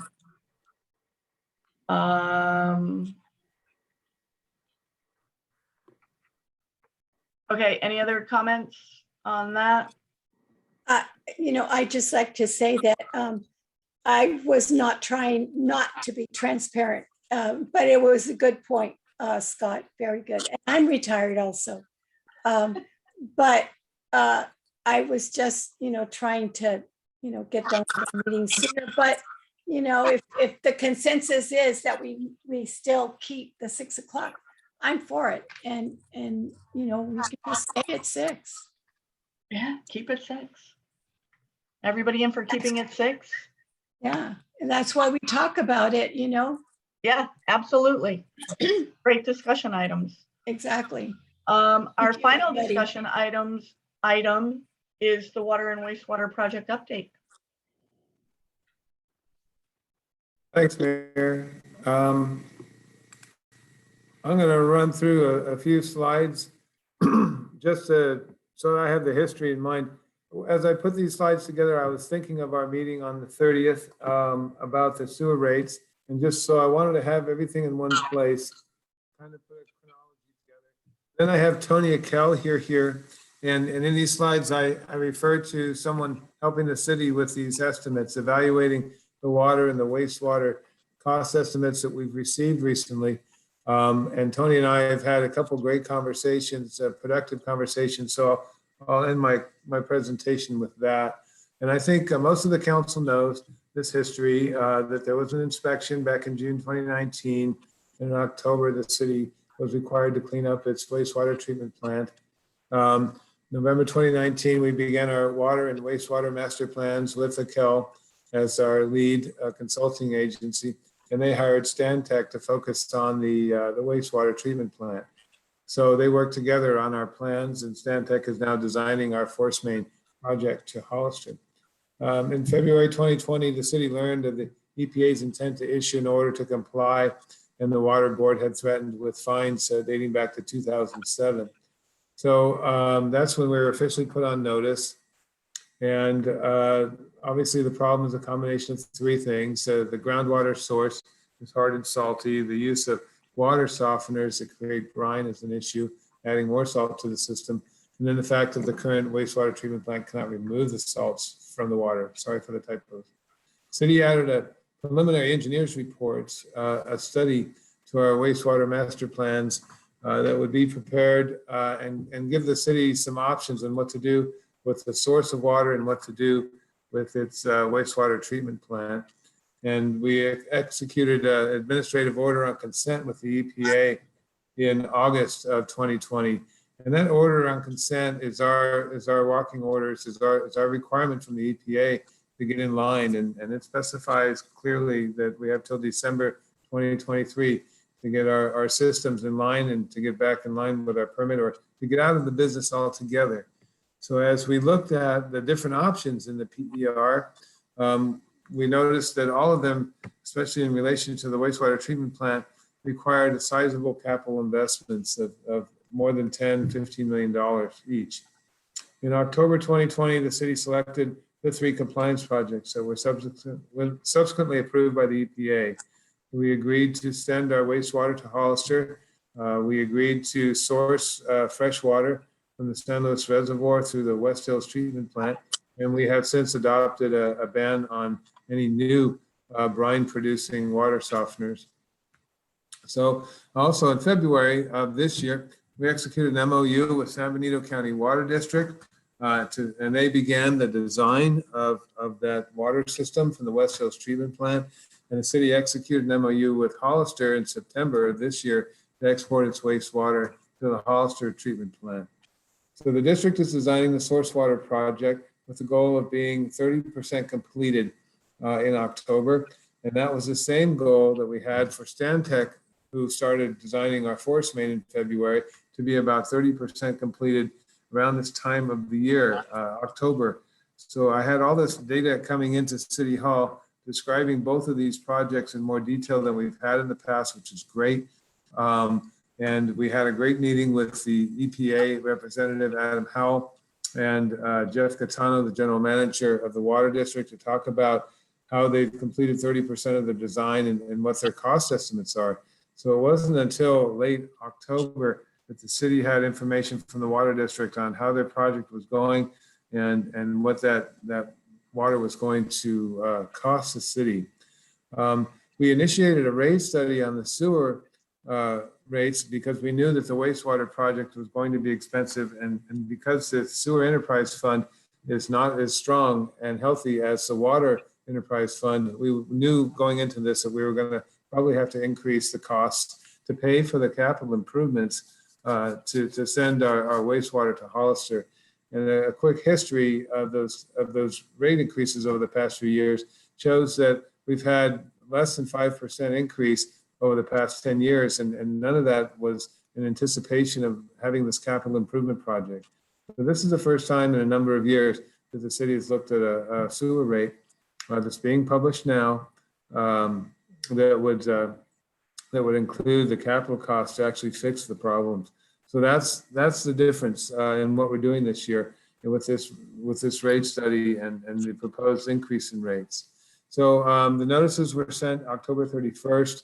We'll have an in-person workshop, but it's going to be a Zoom hybrid. So those who are not comfortable, of course, they can Zoom into this meeting. And we're working on the technology. We met today, and Rochelle and I will make sure it works with the help of Paul De Silva and CMAP.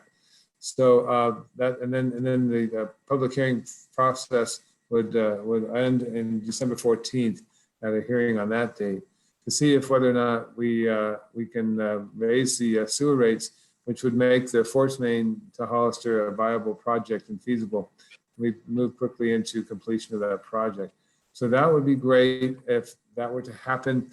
Cost estimates for both projects were received in the last week or so.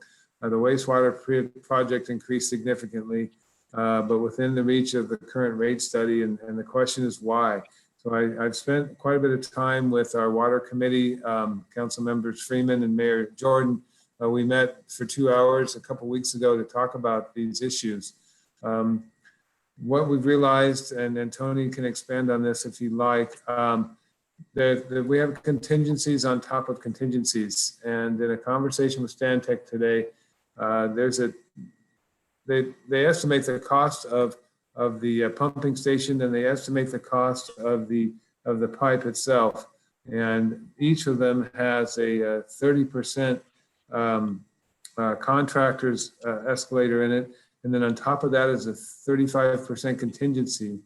And then they put that cost into the PER, and they add a 15% contingency on top of that. And that 15% contingency is about $2 million. And I was arguing with Stantec today that they're double counting, that maybe we could get rid of that $2 million.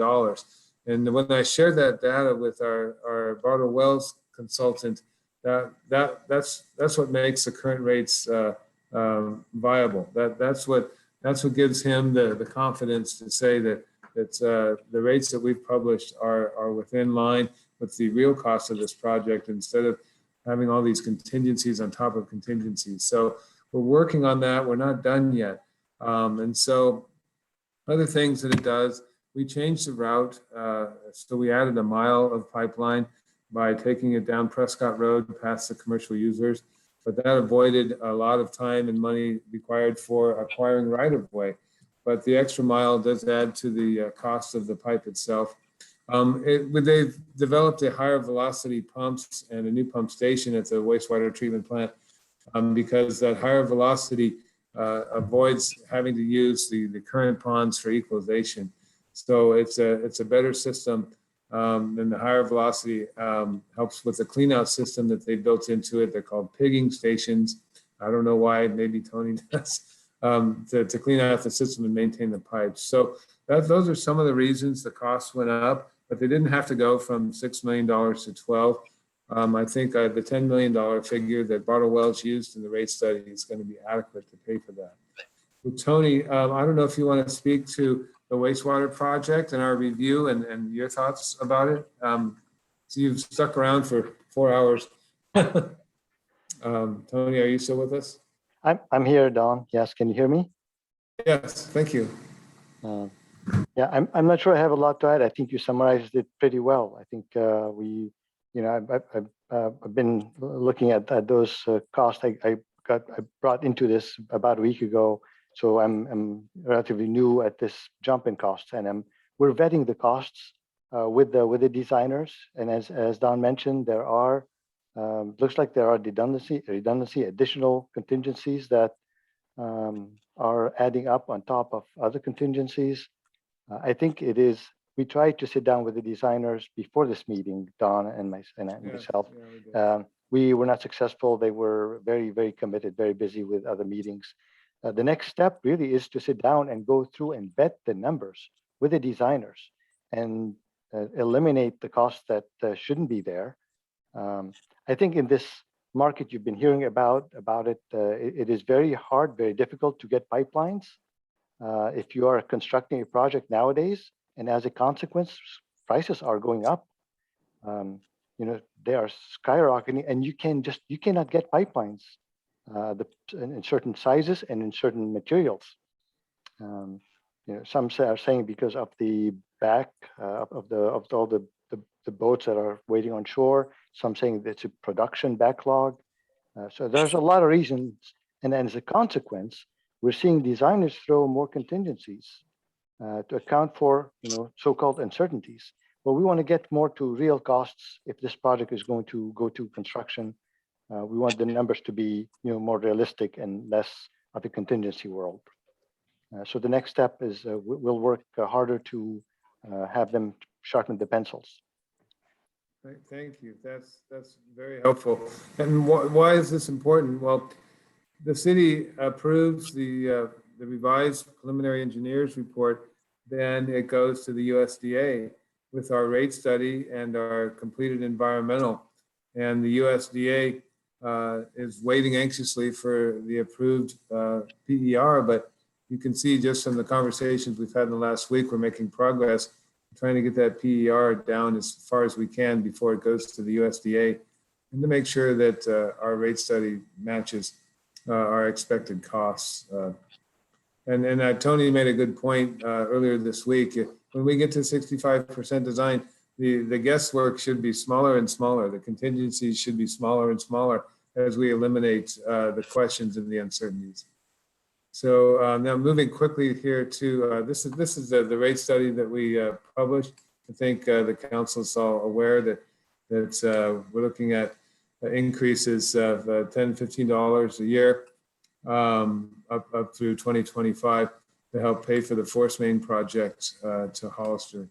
So I didn't want to go through the evening without at least having this slide in my slide deck and accepting the fact that this is where we are. But how did we get to that 8361? I have a slide at the very end to help us understand that. The source water cost estimates, I've worked really hard with the water district on these.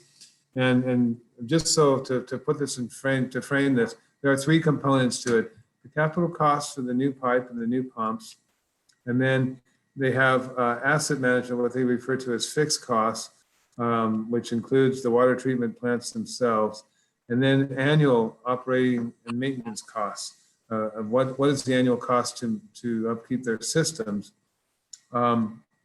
So the pipeline is now got a cost estimate of about $7.9 million, about $8 million. And that comes out to about $367,000 annually. And that's the cost that I thought we could absorb, at least for a short period, with our current water revenues in excess of $100,000 over costs every year for the past few years. So we have some reserves there. We have capacity to absorb that. But then we start looking at item 2 and item 3. There is an urban Hollister area water and wastewater agreement that Hollister has signed up and Sunny Slope Water District has signed up for with the water district. And this $41 million represents the cost to build the La Salle wastewater treatment plant, to upgrade it, and to build the new West Hills treatment plant. And we took our volumes, and Tony and I will take a look at this. 8% of use by the city would be about $130,000 a year. So that 8%, Tony, is based on 6.5 million gallons per day that these plants produce, and our percent of 500,000 gallons per day that we would need. And the general manager and I are tentatively agreeing at the cost of about $130,000. The annual O&M was really jumped off the page at me. That includes the cost of the raw water from the San Luis Reservoir. It includes all the routine maintenance and expenses or salary and payroll to maintain the system on a daily basis. And that came out to a $345,000 annual price tag for San Juan Bautista estimate. Now their finance person has been ill, unfortunately. So we hope to meet with them and tighten this down and get this number down a little bit. But just on the surface, we were looking at a total, I realized on Friday afternoon, of about $840,000 in annual cost. That is going to require a fee increase for our water system that we haven't really started yet. So Tony and I will take a hard look at this. This has again got some interesting contingencies in it from their engineering firm. They've got 3 different escalators at the bottom of their spreadsheet. And so we're going to take a look at these and take them apart and put them back together with the district, working with them. But they need to feel comfortable that what they bill Hollister and Sunny Slope, they're also charging the city. So we're following a formula that's already been approved, and they're just trying to be equitable, make sure that they're charging us in the same way that they're charging Hollister and Sunny Slope. But this cost jumped off the page at me as I was hoping I was coming to the council tonight, saying, "Hey, we can afford, $367,000 a year. This project's feasible. Move forward and design and finish the import of water from the West Hills water treatment plant." But I'm afraid I had to stop, and that was a hard reality to come to last week. That we're in need of perhaps a water rate study, and talking to Bartle Wells about putting that together. But we need to also analyze the numbers. So it's going to take a little bit of time to put this together. A lot more confidence in the numbers and where we are with the sewer than where we are with the water cost estimate right now. So on the positive side, this is the best time in many of the public works people I talk to. This is the best time to be a public works director because there's so many grants and low interest loan opportunities. I mentioned the USDA application submitted a year ago. That's a grant and loan combination. We're hoping for as much as 45% of the sewer project. We submitted a EPA STAG grant in March. If the federal government would adopt a budget, we may realize that grant, which would be excellent. I have California Consulting working on community development block grant application now. They're due in December. We're hoping for at least a $3 million grant for the sewer project on that project. And then we have consultants assigned from California Consulting to both the Clean Water Act and the Drinking Water Act for loans from the State Revolving Loan Fund that could be closer to 1.5% interest. So, we have Proposition 1 grant that we've applied for. That's a groundwater grant that was due September 7th. And then, of course, we have this infrastructure bill looming out there. And a lot of folks are excited about this $40 billion for water. I stayed up and watched the news all night last night trying to figure out what that was. And I have an ICMA briefing on it on the 17th of this week. So we are looking and working as hard as we can. Every time you see the word grant, that means less money out of the ratepayers' hands. So we're focusing on grants. But of course, these state and federal loans are such a great interest rate. That's way better than the commercial interest rates that we built into the rate study. So that shows you some optimism and hope for us moving forward. We won't have to raise the rates as much as we've advertised. We're just being conservative. We don't have to do it twice. So in a nutshell, on the right, you'll see our rate increase history. We did have this 11% bump, but there's no room in here for capital improvements really. This rate history on the wastewater side, 1.5%, 1.6% isn't going to cut it. So that's why we're looking at as much as 14% in 1 year. So in summary, we're culminating 2 years of work and hard work, being as transparent on this process as we can. We've had 7 town hall meetings in those 2-year periods. The feasibility is still in question on the water side, but I think I'm feeling more comfortable about the feasibility on the force main. So the past rate increases didn't consider the necessary capital investments, and we spoke with the EPA today, and I shared with them the idea that we may not be able to go forward with the water project now. Could we wait? And they came back very empathetic, saying, if you guys can get your effluent out of the creek, we might be able to modify our AOC to give you a little more time to import water from West Hills treatment plant. That would soften the blow for our rate players so that they wouldn't be hit with increases on both sides at once. So we're looking at what I've mentioned in this summary here is that we're working with our partners, EPA, Hollister, the Water District, and trying to get this as efficient and cost effective as possible for everyone involved. So basically, they're here to support us, and they really want to support the force main moving forward, and they're willing to negotiate around the water project moving forward. So that's where we left it, and that's the whole point of the conversation on the 11th. On November 30th. We would share details like this. We're going to share our vetted project cost estimates that Tony and I are working on. We'll work with Dmitry Semenoff and have a financial plan crafted together for that meeting. Then we'll be able to answer any questions with financial and technical support available. And then we'll reconvene December 14th to see what the community thinks about the sewer rating. So that's kind of a lengthy report. Sorry, it's the last report of the day, but a lot is happening in our water and wastewater in the last 3 weeks or so.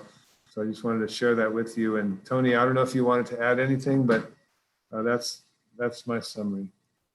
Tony, did you have anything to add? I think it's perfect. It's very encompassing of the issues. I think we have to do our additional homework from our side and then come back and report with better news. Okay. Thank you for your support. Mayor, members of the council. Sorry, I keep losing you. If you said you're all done. All done, Mayor, yeah. Awesome. Before 10. Councilmember Edge, any questions, comments, or concerns on this item, water and wastewater project update? No, Dawn and I had a conversation this afternoon about, was it this afternoon or was it yesterday? I don't remember. But anyway, I'm trusting you, to do your due diligence on this. And I know you will. And I appreciate all your hard work. And also, is it Mike? What's your name? I forgot.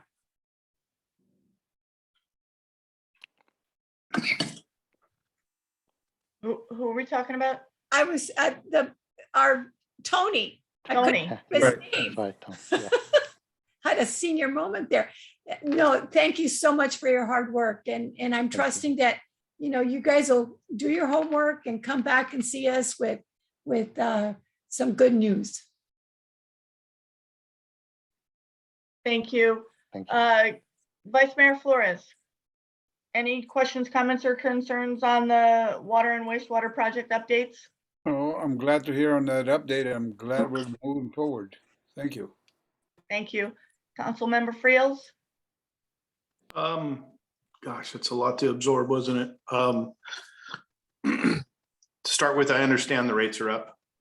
They're up nationally. So a buddy of mine's a hydrologist and a geologist with South Nevada Water, and he said engineering rates are up 8.5%. That's just the engineering rates. We'll hope for the best. I don't know how much more of a increase I can support, though. I mean, it's going to be tough enough to swallow. But fingers crossed. On. Thanks for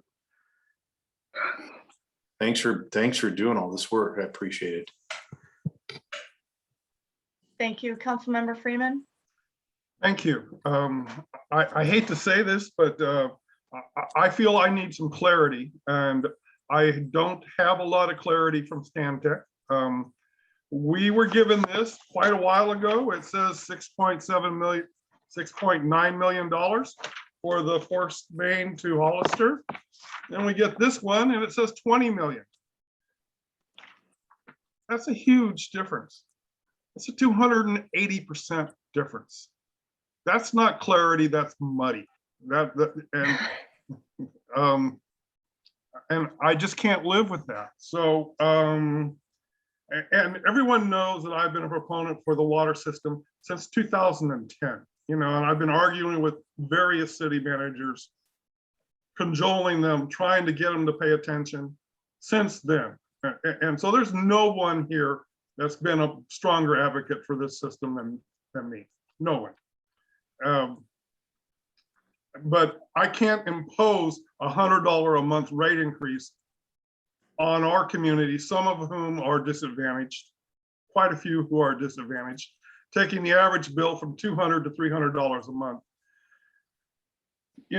So I have asked, and I'm going to expect that Stantec will send me their Excel spreadsheets. I've been in my professional life, I'm sorry, senior moment there, professional life, I've prepared a lot of RFPs, and I've also stood as a general contractor and taken bids from subs to do certain jobs. So I know the process. I'm familiar with it, and I want to see where this job went from $7 million to hair over 20 million. That's just too much. That's too much for us to do at one time. I'm glad we're going to get all these grants. I'm all in favor of them. I have a different view than the EPA too. I personally think that the wastewater project from Hollister, the freshwater project from Hollister is far more important than the wastewater project, because if you bring better water in, you're going to get better water out. It is that simple. We don't need to know the ppm of chlorides or calcium carbonate. We just know that better water in equals better water out. And I think we can pass specs if we get the better water in. And if we pass specs, the fines go away, the consent decree might go away. And then we can work on the Hollister project, the force main to Hollister, when we have time to screw down those costs to a decent level. I'm sorry this needs a lot of discussion. It needs a huge discussion. It's now 10 o'clock. But anyway, I think I've made my feelings known. I will do all I can to make this a success, but Stantec has to cooperate and show me their work. They're treating me like I treated my third grade math teacher, where I just added quickly and didn't show my work. I want to see their work. That's the bottom line. Thank you. Thank you very much for that. It is a huge jump. And unfortunately, I think that we need the wastewater project sooner than we need the water project for reasons that were discussed earlier this evening in a meeting. Unfortunately, our account ends at 10 o'clock for this meeting. So we're going to have to close it. If we can there's lots of time to, there's not lots of time, but we'll have several meetings that this can be further discussed.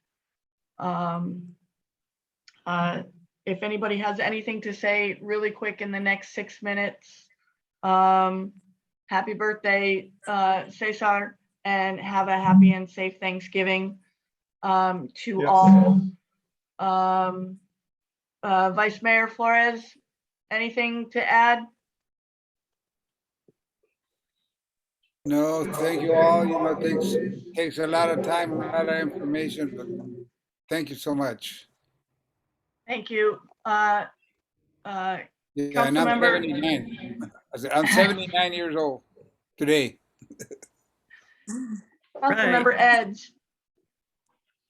No, a good meeting, a lot of information to absorb. And like I said, Don and Tony, do your best and bring us some good news. And, you know, maybe we can have a special meeting when you do come up with some answers. And I agree with John about the spike in the costs, but you know, I understand that construction prices have really gone up, and it's enormous increase, not just a little bit. So you know, we need to take that into consideration. And everybody have a nice Thanksgiving, and we'll see you guys next week. Some of you. Thank you. Councilmember Friels. Just everybody have a safe Thanksgiving. Cesar, happy birthday. And everybody, thanks for your hard work. Thanks for all staying up so late for everybody, even our audience. Yes. Yep. We'll see you soon. Thank you. Councilmember Freeman. Happy birthday, Caesar. And thank you, everybody. Have a good Thanksgiving and stay safe. Thank you very much. City Manager, final thoughts. Thank you very much. City Attorney Deborah Mall, final thoughts. Good night, everyone. Thank you. Deputy City Clerk, final thoughts. I have no other thoughts at all. Thank you. Just a Thank you little very tired. much. Can I have a motion to adjourn? I move that we adjourn. And Thank you happy very much. birthday, Cesar. A second? Second. Cesar? Thank you very much. Roll call, please. Councilmember Edge, Yes. Councilmember Flores, Yes. Councilmember Friels, Yes. Councilmember Freeman, Yes. Mayor Jordan. Okay. Yes, thank you very much. Thank Thank you you all for attending. Everybody have a good Thanks for evening. hanging in. Bye.